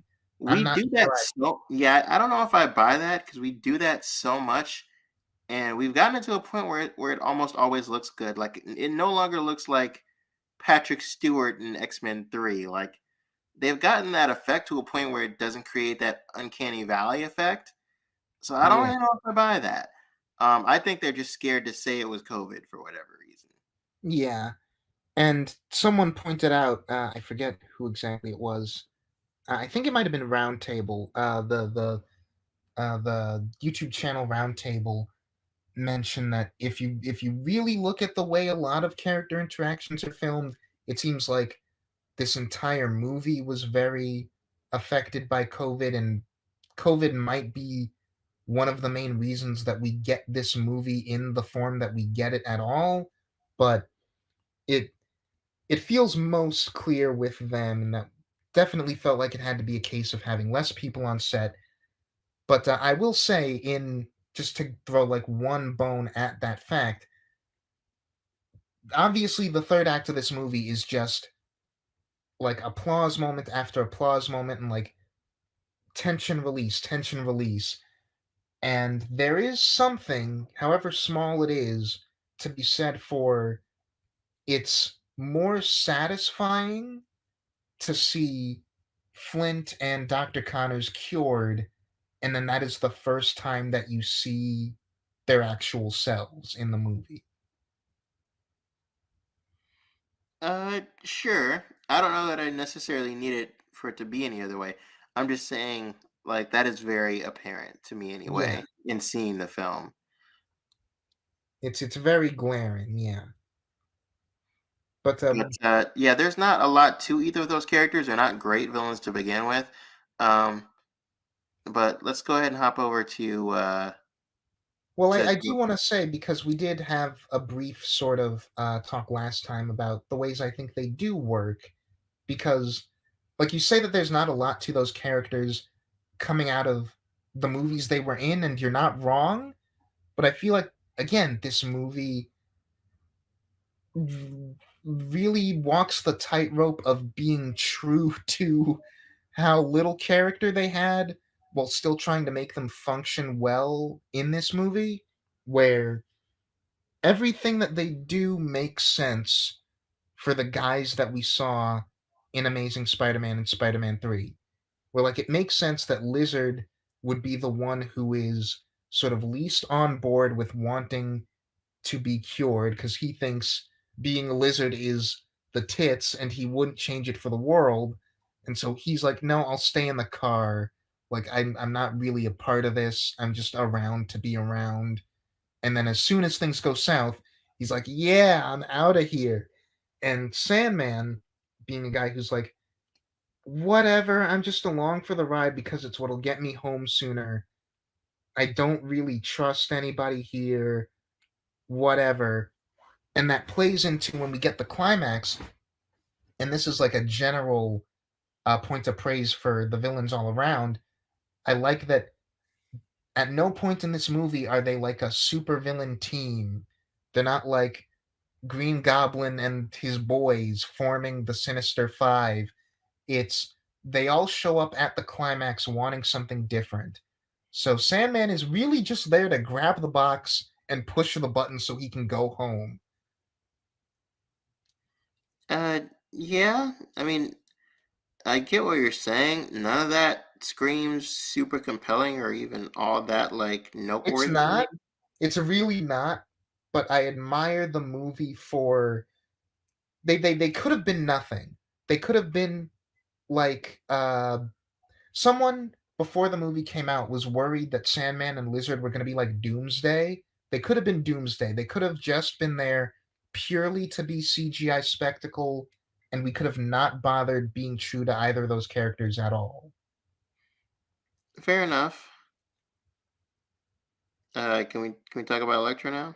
Let's. So obviously, from pretty much the ground up, this is not really the same character that he was playing in Amazing 2. Performance wise, and even if you note the dialogue, because that kind of goes hand in hand. Characterization wise, this is not the same character. On paper, he is um, more or less, but like in terms of how he's being played, this is very clearly we know Jamie Foxx didn't like the weird Edward Black Enigma esque character that he was playing in that previous movie, and we want him to be able to have free reign to do his own thing. So we're just kind of gonna let him do his own thing with it. Yeah. If I like put myself in Jamie Foxx's shoes, I really wonder, like, I don't know, because on the one hand, as a performer, you always want to like show that you have range and play different types of characters as opposed to just playing yourself and everything. But at the same time, I can see how if you're like, I'm gonna come back for this movie, being stuck with the characterization of Max Dillon from Amazing 2 might seem very limiting. And that movie does things with Max that I think are interesting and makes him effectively sympathetic, but it's not something that works for everybody. And most people came out of that movie saying, "Oh man, Electro's a complete cartoon. I can't get into him." And I don't think you want to risk that being a possibility for this movie, because again, it's not like he has a ton of moments of character building drama, but the ones that we do give him, you want those to land. And so they land much better if Max Dillon is a more grounded, presenting personality. Because he's still a weird guy. Like, he's almost the comic relief of the villains because he is still a bit of an oddball, but he's not a cartoon. Yeah, that's fair. Um, the I did appreciate it's a really quick flash, but the Starface mask in the form of like the lightning, that's pretty Yeah. cool. Like, if there was ever any way to do that, you found the way. But Doc Ock and especially Green Goblin are the bona fide show stealers for this movie. Hmm. And with the exception of Electro, who again got totally retooled, those two are sort of like case number one of how all of the returning actors come to this movie after years feel like they have not missed a step. They feel like they played these characters for the first time last week. Like they're right back into it. And for for William Defoe in particular, he killed it. He gave an even stronger performance here than he did in that first Raimi movie, and that is saying a lot because he's one of the big iconic things about that film. Yeah, and obviously not being held back or obscured by that mask helped a lot.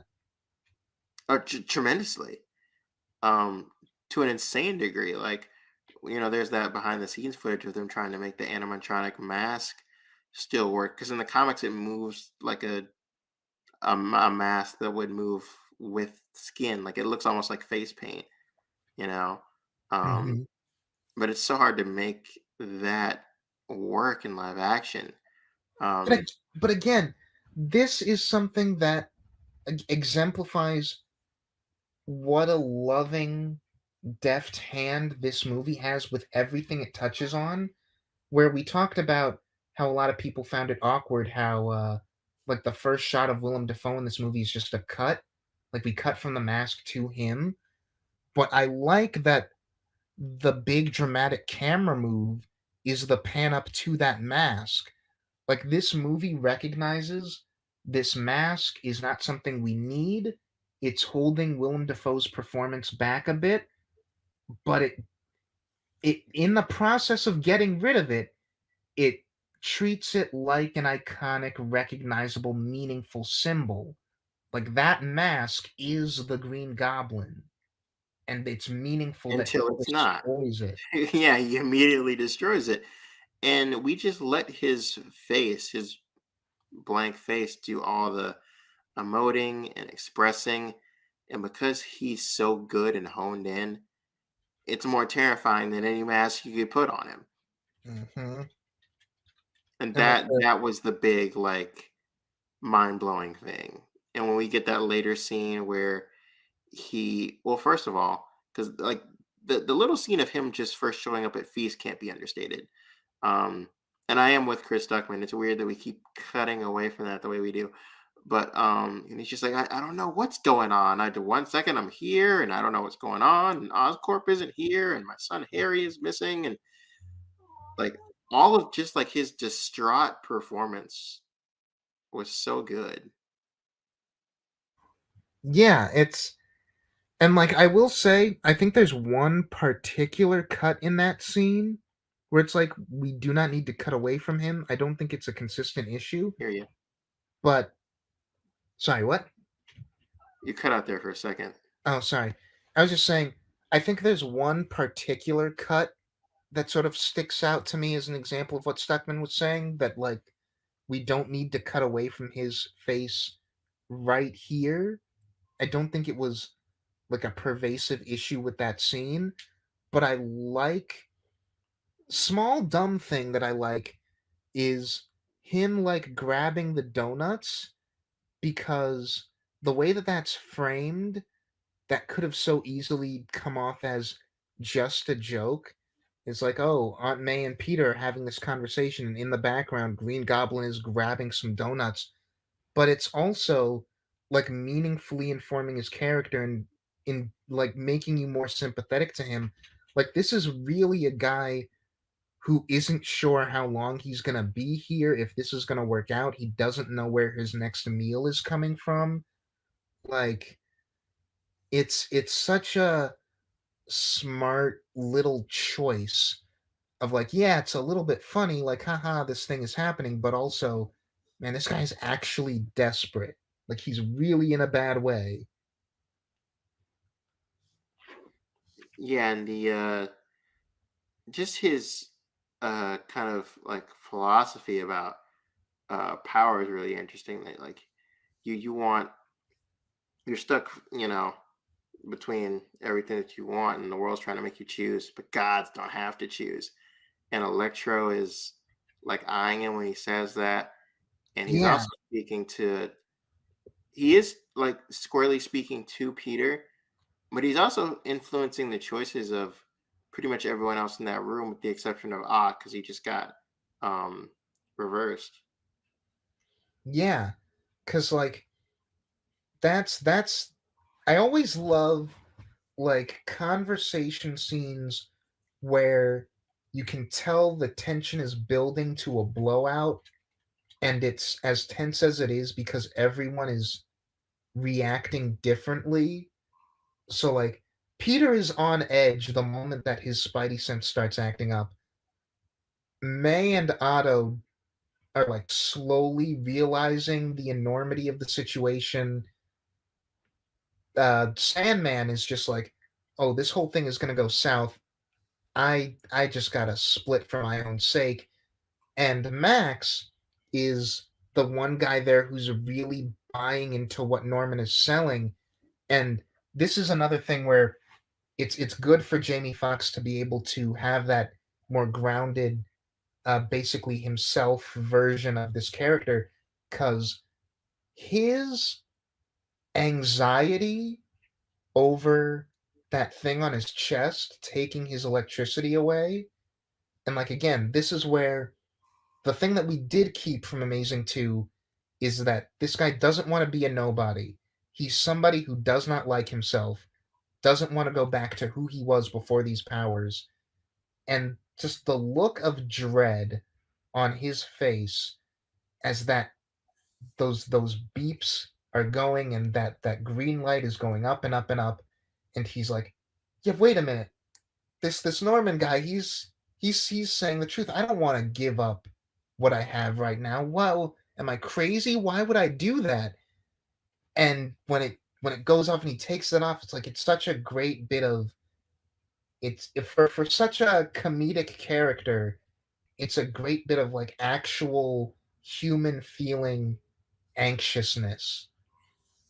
It felt very Blade Runner to me. Mm. But yeah, to that speech and the philosophy of it, like you mentioned, uh, you and I are generally more favorable toward the first Raimi movie than we used to be. But a bit of a niggling issue that we have with that film is that Green Goblin definitely seems, for the most part, like he's a guy who is kind of d- going to extremes to achieve an extreme version of what Norman himself wants, except for the middle of the movie, where for the second act, it seems like we're kind of struggling for things for him to do and want. And so we kind of dip into this whole survival of the fittest, the weak should bow to the strong thing. And it doesn't feel like a consistent part of his character. This movie enhances that because it takes that part and it makes that his whole deal where he's like, yeah, I'm just for no reason that's personal to Norman, I'm gonna like push Peter to my level, like Dark Knight Joker style, because I believe that empathy and morality hold people back, and I'm doing this kid a favor by breaking him until he realizes that and gets on my level and like accepts himself as a god among man, basically.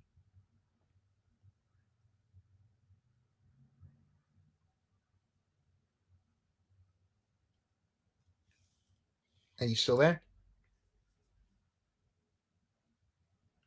Hello? Yeah. Can you hear me?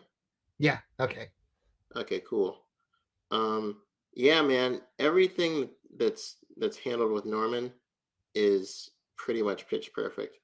Um, no complaints as far as he's concerned, and like, I think I don't know. It's hard because I want to say Vulture is still our best, just because of how well he's written. But man, Defoe chews up the scenery here so hard. He's definitely the best villain in this movie, easily. Yeah. It's so interesting to think that like Vulture is, I think maybe the right word for it is a more layered feeling character, but even then that's a tough race. But it's so strange to think that we've taken another Spider-Man's bad guy and made him, in a sense, Tom's Spidey's most definitive bad guy for just what he does and how much he pushes him. And I was not expecting that. That was another big worry I had was, okay, we're throwing villains at Tom Holland's Spider-Man that he's never actually interacted with before, doesn't have any prior relationship with. How's that not going to feel hollow? Yeah. And actually, I think, again, just this movie being very, very smart. It takes advantage of the fact that Tom's Peter has never met these guys because he, the amount of trust that he has in Norman specifically, he would never have if this was if this was Toby's Peter having experienced all he had with Green Goblin. Yeah, Because, this Peter is a lot more naive and has not had any real major earth-shattering tragedies or disillusionments yet. yeah, like that's not even necessarily naivety. That's like he keeps Otto like constrained by one of his arms until he's not an issue. And like Electro and Sandman and Or just Lizard as there far as, hanging out in the living room. yeah, they're fairly casual guys who are just kind of going along with whatever he's doing. Lizard, Doctor Strange is the one who faced him, so again, Peter doesn't have a frame of reference. Norman is the most dangerous person in any room that he's in, but Peter has no reason to know that because he's never met him. And like he And meets Norman Osborn, but not Green Goblin. He and Green Goblin do not meet until that scene in the apartment, and it's such like a bucket of cold water for him. that Spider-Sense scene is so simple but so cool. Mm-hmm. And it's just like again, I love like one takes like that, like long shots where we have a lot of characters in the space and we're just reminding you of where everyone is relative to each other. So when it's like he leaves the room and Otto and Norman follow him and May comes in from upstairs and Sandman comes from off frame and it's like the as things get more tense, things get a little bit more claustrophobic because people keep entering the frame. It's really well done. Very much so. Yeah. Um, And before we leave the villains, we do want to talk a little bit more about Otto because again, Alfred Molina, great, and I think it's such a satisfying thing to have Otto be the first one to turn after we get him free from the arms, and Molina plays that great. It's such a cathartic moment of like this guy's mind is his own again, finally. And like he just when he wakes up and his first line is just it's so quiet. It's like, yes, yes, I love it. And then we end with him being the guy who subdues Electro. It's like we've basically taken Doc Ock and made him a hero, and it feels so right for Otto Octavius in Spider-Man 2. The other complaint, this is, I guess, fairly minor, but a complaint that I've seen from some people online is that this is for Doc Ock in particular. This changes absolutely nothing. Like he still has to go back in that point to where Peter just convinced him to do the right thing, and he's a good guy now. He's gonna die a good guy pulling the machine down into the river regardless. Um, well, I think there's a couple of ways that I could work around that. I think this movie is very smart to not frame it as like a guarantee that everything's going to be fine once they get back. It's all about giving them a chance. And yeah, that's definitely the most tenuous for Otto in the situation. But I think if you look at the end of Spider Man 2 as he he submerges the the machine in such a way that will kill him because he's deliberately ending his own life as like atonement, then maybe we avoid that happening.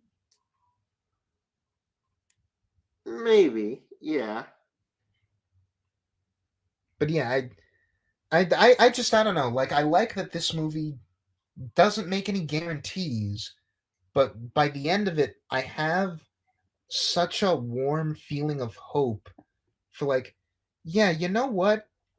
Both as characters, like being treated by the writers and just as people in the narrative, all of these guys got such a raw deal, and that's a commonality with Spider-Man villains is they have that element of tragedy to them, much like Batman villains.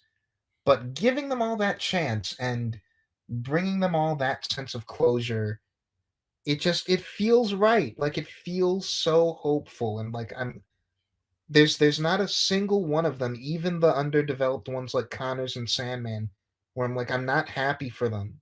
Like I'm glad that those guys get to go back to some semblance of a life. Coming into this movie, I thought I hope they're not showing us as many villains as there actually are, because it's a real wasted opportunity to not do Sinister Six. But then I'm like, especially once I've seen the movie, I'm like, that should be a thing that's more. If we are eventually going to get there, I think we should have. That's definitely a scenario where Peter should know all those villains that he's fighting. Yeah. I feel And already I, have like established relationships with them. mhm. And again, you want to do like the team of supervillains in a narrative that's not about trying to save them. Yeah, this isn't really that because they're not a team, really. And this It, isn't a movie about like punching the bad guys into submission. yeah, no, this is about trying to save them through means other than violence, but they are trying to kill them, so they have to resort to violence. Yeah. And with Goblin, of course, like we get to a very violent place and you're supposed to feel like the wrongness of that, which if we don't have any more to say about the villains can bring us to the boys themselves, the Peters. Um, I love how they handled them in this movie. I was expecting that we get all of maybe 10 minutes with them on screen. Um, isn't it so cool that they're here? They're here, guys, and then they're there for the final fight scene, and then they bounce. That's what I was expecting. They And could have been to this movie what Peter was to Civil War, like one dialogue exchange, one fight scene, and then they're out. yeah, that's more or less what I was expecting. And it's not that they are full on supporting characters, and Hmm. we give them, particularly Andrew, so much pathos. And like so much tragedy. We further build upon the ending of his last movie where he's like, at some point I stopped pulling my punches and I got bitter. Oh, that was so great. And they had, first off, the camaraderie of just all of them together, and just that scene of them just talking back and forth. I was eating that stuff up, and that, I cannot tell you how much that warmed my soul as a Spider-Man fan. Yeah, just the interactions between them are also perfect. And I brought this up in the previous recording. I'm so glad they did not do the Doctor Who thing, because Doctor Who is a show where we regularly will have the same character as played by different actors meet each other. Like, multi-doctor stories are a semi-regular occurrence on that show, and whenever we do it, the joke is always that like 80% of their dialogue is sniping at each other, like being very glib and dismissive towards each other, and it's supposed to be this thing that's like equal parts funny and sad because look at how much this character hates themselves. And Peter Parker is a guy with a lot of self-loathing. He would be a very easy character to do that with, but every interaction that the three Peters have in this movie is filled with so much admiration and respect and love, and you feel that both as Peter Parkers interacting with Peter Parkers and Toby and Andrew and Tom as actors projecting that to each other. And it's just every scene that they have together is full of that feeling. And again, it could have felt like fan service, like, oh, we give you that warm vibe because you're supposed to feel nice that the old Spider-Man are back. But again, keeping it focused on Tom Holland and his story, that's what his character needs. At this point, with everything that's happened, Tom's Peter needs to literally look at himself and like what he sees and have it be reciprocated. And they share stories. They both freak out over Toby's webs being organic. Oh my god, the facial expressions that Andrew Garfield makes. Like, man, I think this movie, to like compound something that you mentioned way back at the start, definitely utilizes Tom Holland the best out of not just this trilogy, but any MCU movie. But Andrew Garfield, like, man, this dude is an like a magical talent. He's one of the best actors alive. Yeah. From The Social Network to Hacksaw Ridge to his performance in the Amazing Spider-Man films to Tick Tick Boom, like that dude's a powerhouse actor. Yeah. And like again, it speaks great to Holland that I don't think Garfield ever steals the movie from him, but he's just there's so much of the pathos and stuff with Garfield's Peter is in that performance. And it's not just the dramatic stuff, it's also the way that he's so naturally slipped back into the comedic and casual side. And he's got all of his Peter's like ticks and sort of like very a little bit very strange and particular like Oh, physicality. yeah, almost kind of like a manic, slightly manic tinge to his performance. Yeah, like I love in the scene where they're at the lab in the school and he's like, I've already whipped up a cure for Connors once, it'll be no big deal. And he does like that awkward like double turn to go grab the stuff, and then just a couple of moments later, he's walking over to a desk and like Toby sits down at that desk like he doesn't see him, and he just kind of like stops short and is like, "Oh, I guess I'll go somewhere else." Are you gonna go into battle dressed like a cool youth pastor? And like Toby, and again, the little the little like subtextual things of the way we handle those characters. Like we give Andrew the save with MJ, and we have him have that big redemptive moment uh, to sort of bring him closure after Amazing 2, and that brings the audience some closure. And with Tobey, say what you will about his relationship with MJ in Spider-Man 3, Lord knows we've had a lot to say about that. There's something nice about having him say, we worked it out. Like things did ultimately end up okay and he got a handle on his life. Like, And he yeah, I'm glad that happened. and he gets the parcel add on to Andrews, like, "Don't give up."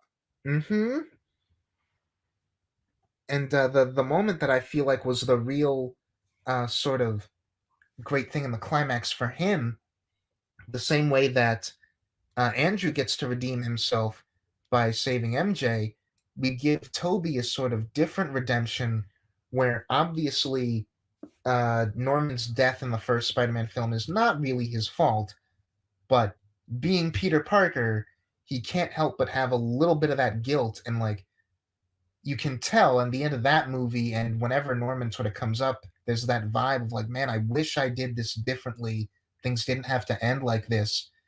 And having him stop Tom's Peter from impaling Goblin with his own glider is such a loaded moment. And I can't tell you how much I love that moment because as we talked about in the previous recording, so much in stories like this, it's the typical cliche thing of the protagonist just slamming the object right next to the villain's head and not taking their revenge, but going through the sake of slamming it down right next to them for the sake of dramatic effect, which Hmm. is what I thought we were gonna do. And no, we doubled down on it that Tom Holland's Spider-Man was pushed to a point where he literally would have killed the Green Goblin. And even like and then to add like I guess further emphasis on it, even after and I love this, even after Toby's Peter catches the glider, Tom Holland pushes the glider down harder, like trying to get Toby to move out of the way so he can go through with it. Yeah.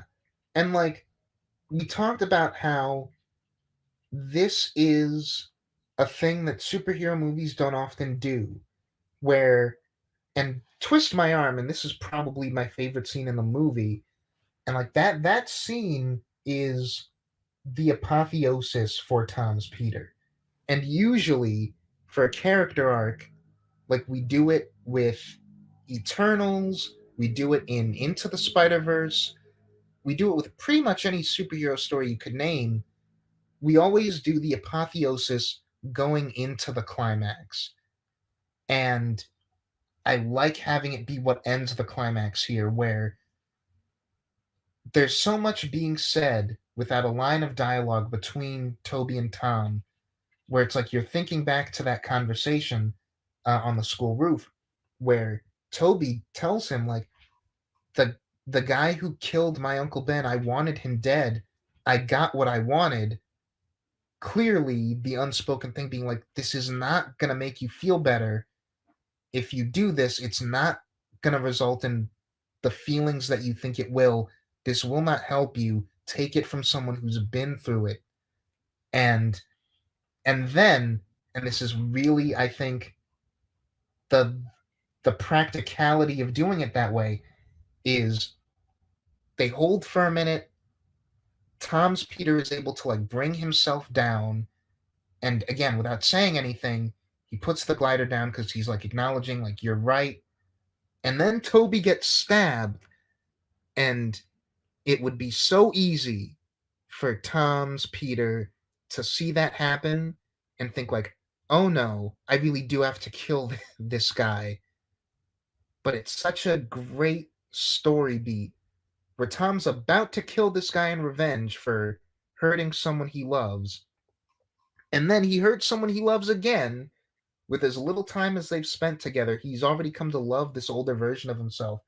Goblin stabs him, and Peter, in that moment, like within the past minute, has done enough internal growth that going for the lethal blow is not his MO at that point. And it's just such a smart, effective sequence. Yeah. We got him to that point where he would do it, and I love that we pushed Spider-Man to into being a character that's that fallible because we've done it before in the comics, where like he doesn't want to pull his punches and he wants to just let his anger out. Um, and it's one of those things that he really chastises Daredevil for, and a lot of their interactions in the comics is you do this because you have anger to work out and you like just letting it out on people you think deserve it. Yeah. And like that's again speaking to the action and the choreography and how that's handled, that bit where he's like I forget if he's in the air, but he like webs down to the shield and like punches through it and Goblin barely avoids it. Yeah. It's like it's a reminder because again, like you said, the previous two movies uh were never exactly stellar in terms of the action, with like a couple of sequences being the exception. And it always, like, with the context of this, that's a little bit better because you can feel Peter holding back. Like, you always forget that Spider Man is a guy who could destroy people if he wanted to. Yeah, he really could be a member of the Seven. Yeah, but like, But it's so good. yeah, it's great, man. It really just to put him in a place where he is so fallible. But we don't actually have to go through with making him a killer and do it in a way that doesn't feel hackneyed and cliche. Hmm. And again, it's like we never quite pushed Toby or Andrews Peters to that place. Like, I mean, we and used the black suit to try to push Peter there, but that yeah, always played as super goofy just because we, the audience, knew he wasn't dead. And because how do you actually kill Sand? And yeah, B, um, the just everything the office like the responsibility isn't on him, it's on the suit that's influencing his action, so he has this kind of easy out as a yeah. character. We took this external thing to push Toby's Peter to that place, and Garfield's Peter, debatably, you could say, like, quote unquote, killed Electro, but that wasn't out of any malice or like harmful intent. It was just what had to happen. But Yeah, like here, we believably got the last Peter you'd expect to get vengeful. We got him to that place, and we made it a real meaningful character beat. And like, I'll go so far as to say that I think that whole sequence is maybe the height of Spider-Man on film. And I do not say that lightly. Like, it's nuts how much that works for me.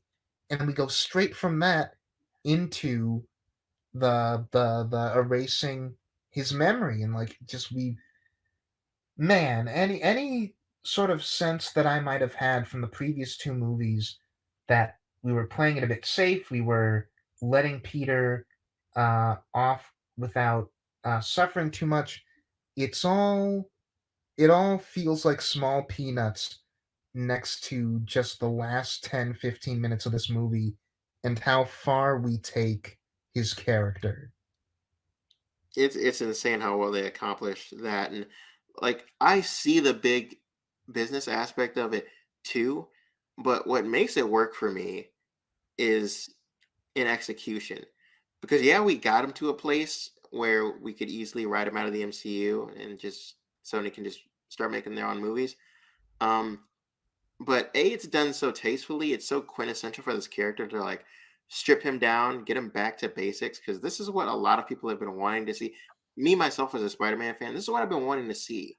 I've been wanting to see a movie that feels like it's purely Spider-Man. It just happens to take place in the MCU, which is what this in large part is. It's still got some of those like Tony Stark, Iron Man Jr. isms that I don't like the Fabricator and the inclusion of the Iron Spider suit again here. But this is the last time, presumably, that we have to see either of those things because they wrote them out. We're done with that. I'll also say just like in like the inverse of what we've been saying of like how much everything is informed by character. I like that all of that Stark tech is purely utilitarian. Like it's not like Homecoming or Far From Home, where the Stark suit and the Stark glasses are like these meaningful symbols in the narrative that are informing Peter's character. And so that I think contributes to That how makes it feel more like his story, yeah. yeah. Where here, they're just tools. They're just stuff that he's using to get things done, and that's all they are in this movie. And then we get rid of them entirely and give him a whole new suit. Now, before we talk any more about the ending, I have to talk a little bit more about Garfield Mm, because um, I talked to you about this last time. Uh, we were talking about Andrew during the first time we recorded the spoiler cast. I was at this place, especially seeing hashtag make Amazing Spider-Man 3 trend on Twitter. I'm like, yeah, okay, all you guys that suddenly like him now coming out of this movie, you can fuck off. Like, where were you when Amazing Spider-Man 1 and 2 came out? Um, like I just feel like that's just hypocrisy to the nth degree if you didn't already like Toby as Andrew, because he's not changing anything about his performance in this movie. yeah. I mean, I will At, say I at the same time, though, having like stewed on it a little bit, I'm like, you know what? Let me step back, mhm, because I still feel how I feel about that, but let me step back and not be hateful and vitriolic about it. Instead of gatekeeping, you know what? I welcomely celebrate and congratulate anyone who has seen the light with Andrew Garfield and wants to see more of him. Like, yeah, and, like, I do think there's also 2 things to consider, one of which is that there are people, probably not the majority, but people who are coming from the perspective of, "We liked Garfield's performance in the previous 2 movies, but we weren't excited about the prospect of a third because we didn't know if they'd give him good material, and after this movie, they're more confident that they'll give him that." And also, we have to remember that the Amazing 2 was 7 years ago, and there's probably a lot of people who are on the Make Amazing 3 bandwagon who, like, weren't even old enough to be part of that discourse when that movie came out, who are now part of this discourse. fair enough. It's hard for me as someone who's always been in the discourse and seen that movie mostly maligned and hated from pretty much every angle when it came out. Yeah, I think there's definitely a degree of even people who might dislike that movie still excited for the prospect of a third one because they think they could do it better this time. Yeah, which is why after noodling on it, I'm like, you know what? There's no real point in gatekeeping. If they like him now, you know what? Screw it. Go for it. Welcome aboard the Andrew Garfield as Spider-Man hype train. Like, let's give him that third movie.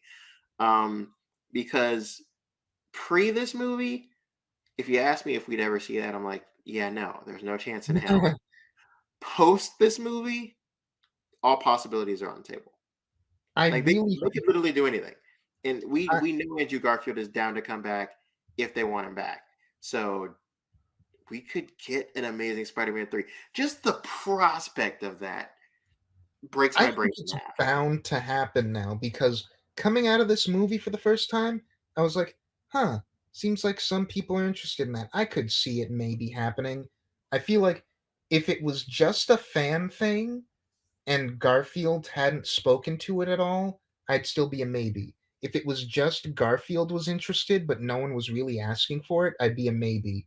But with Garfield like being vocally interested and so many people being like, he's the highlight of the movie. I want him to have his own film again.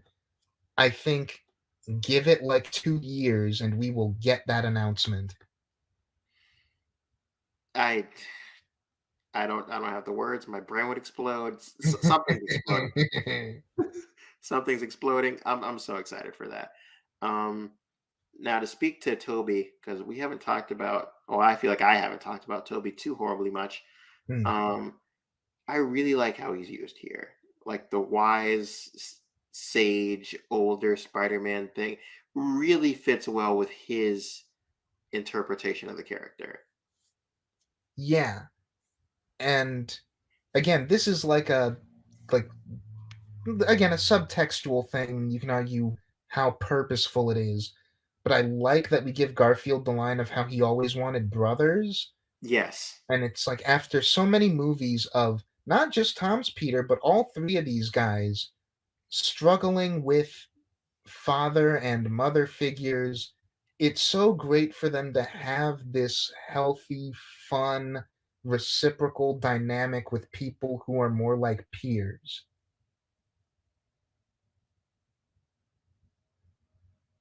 Like I can't even put into words just what I felt hearing that, or just seeing all three of them hug each other at the end. Like, Yeah, and like when Garfield stops them before they run out and he's like, "I love you guys."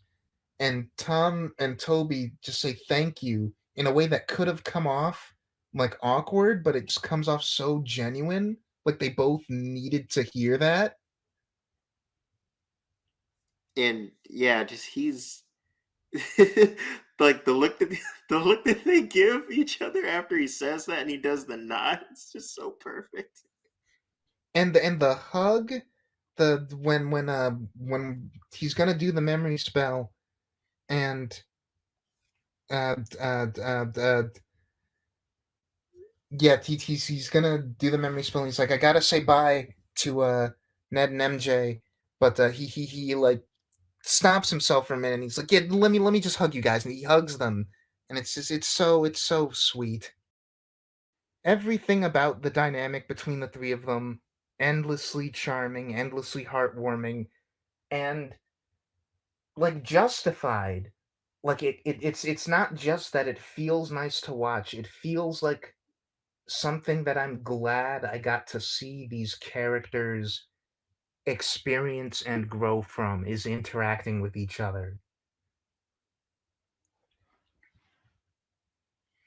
It's the heart and soul of the movie, Fat and Aunt May. Like it doesn't get any more palpable and surreal as a Spider-Man fan to see them accomplish that. So yeah, now let's I guess talk about the very end. The status quo, having him more or less by himself, giving him the classic homemade suit. I couldn't have asked for a more perfect ending. I really couldn't have. Like, and they teed it up perfectly to have him like start fresh with a whole new trilogy. And I really hope they can work with Tom Holland with his personal life and everything he wants to do and still get these movies made, because this will be the first time in cinematic history that we've ever given a comic book character two full trilogies. Like a single iteration, two, not one, but two trilogies. Yeah. If they And can like pull this off, like I can't tell you how happy that make me. yeah. And like all the power in the world to Tom Holland, and I imagine if he feels this way then Zendaya might to a degree as well. But like you give him all the time that he needs to take a break.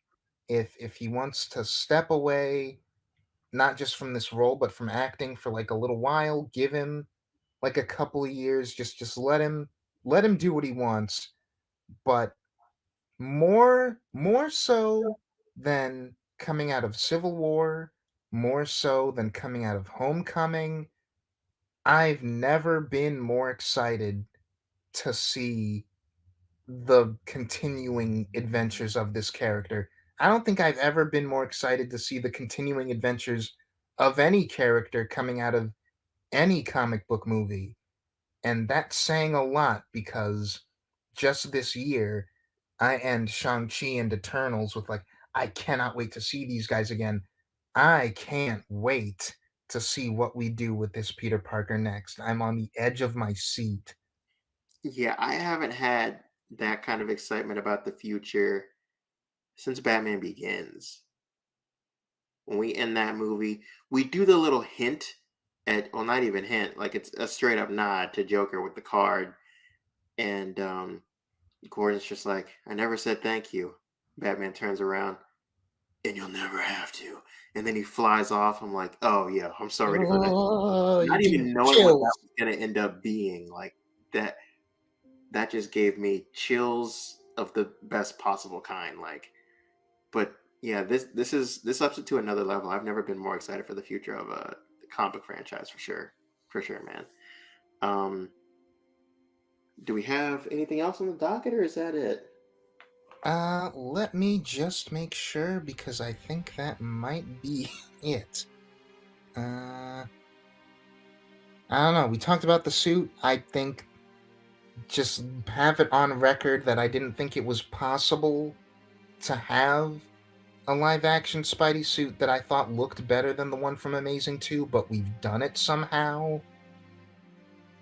You feel the influence from both Andrew and Toby, and then its design, which is also really cool. But it looks straight off the page. I don't think they'll ever do it. This movie is obnoxiously toyetic to the point where it takes me out of the movie. Um, but they finally have it perfect. Like, don't touch it. Just leave it alone and let him keep the suit. Damn it. Outside of the Yeah. black suit, like, If we must do anything, let's make it a Captain America situation where it's like small cosmetic changes like between Age of Ultron and Civil War. Like you barely notice any changes even though they are there. Let's do that if we must do anything. um, I don't know if we're talking general with his whole series. Like, the costume changes get fairly drastic and noticeable to me anyway. But yeah, I just hope they don't touch it at all. They finally have it. Like, this just is the comic book costume. Stop futzing with it for toys. Yeah. I know it's this is where I'm not gonna get optimistic because you're right, they probably will. But like a small part of me is just like, I hope that you got it out of your system with this movie. Honestly, because it was more distracting here than it ever has been. Like I don't well, I was gonna say if you must have like multiple variants of a thing to sell more toys, like why don't you like make the villains look different or something? I don't know, but that would be stupid. But yeah, whatever. Yeah, yeah. I mean, I imagine them actually tackling the black suit at some point. So that's another costume we have right there. At the very least, give this suit like a really good showcase, the way that you gave the Homecoming suit a good showcase in that movie. Yeah, that's what he's wearing for the vast majority of the film. Yeah. But anyway, um, I'm actually kind of glad we are able to redo this, and the Yeah. audio hopefully comes out way better. You guys let us know what you think of this movie, man. I'm excited to keep talking to people about this film because much like Nick, this feels like a dream movie. Like someone literally ripped like one of my dreams out of my skull and was like, this all seems like really good ideas. We're just gonna put this into a movie and make it, and we're gonna get all these actors to come back and give them pathos and drama and great score. We're gonna have great action. Like, we are going to make one of the best superhero movies in recent memory, and we're gonna put it out there, and all the Spider-Man fans are gonna eat it up, love it. General moviegoers are gonna like it, and this is gonna be like another cultural experience on the level of Avengers, uh, Endgame and Infinity War, which at the time of this recording Opening weekend, crushed opening weekend, 260 million at the box office, second biggest of all time, right behind Endgame. Like insanity, pure insanity. Now let's just try to make sure that we don't die getting those numbers. Get vaccinated, everybody. Yep, vaccines work.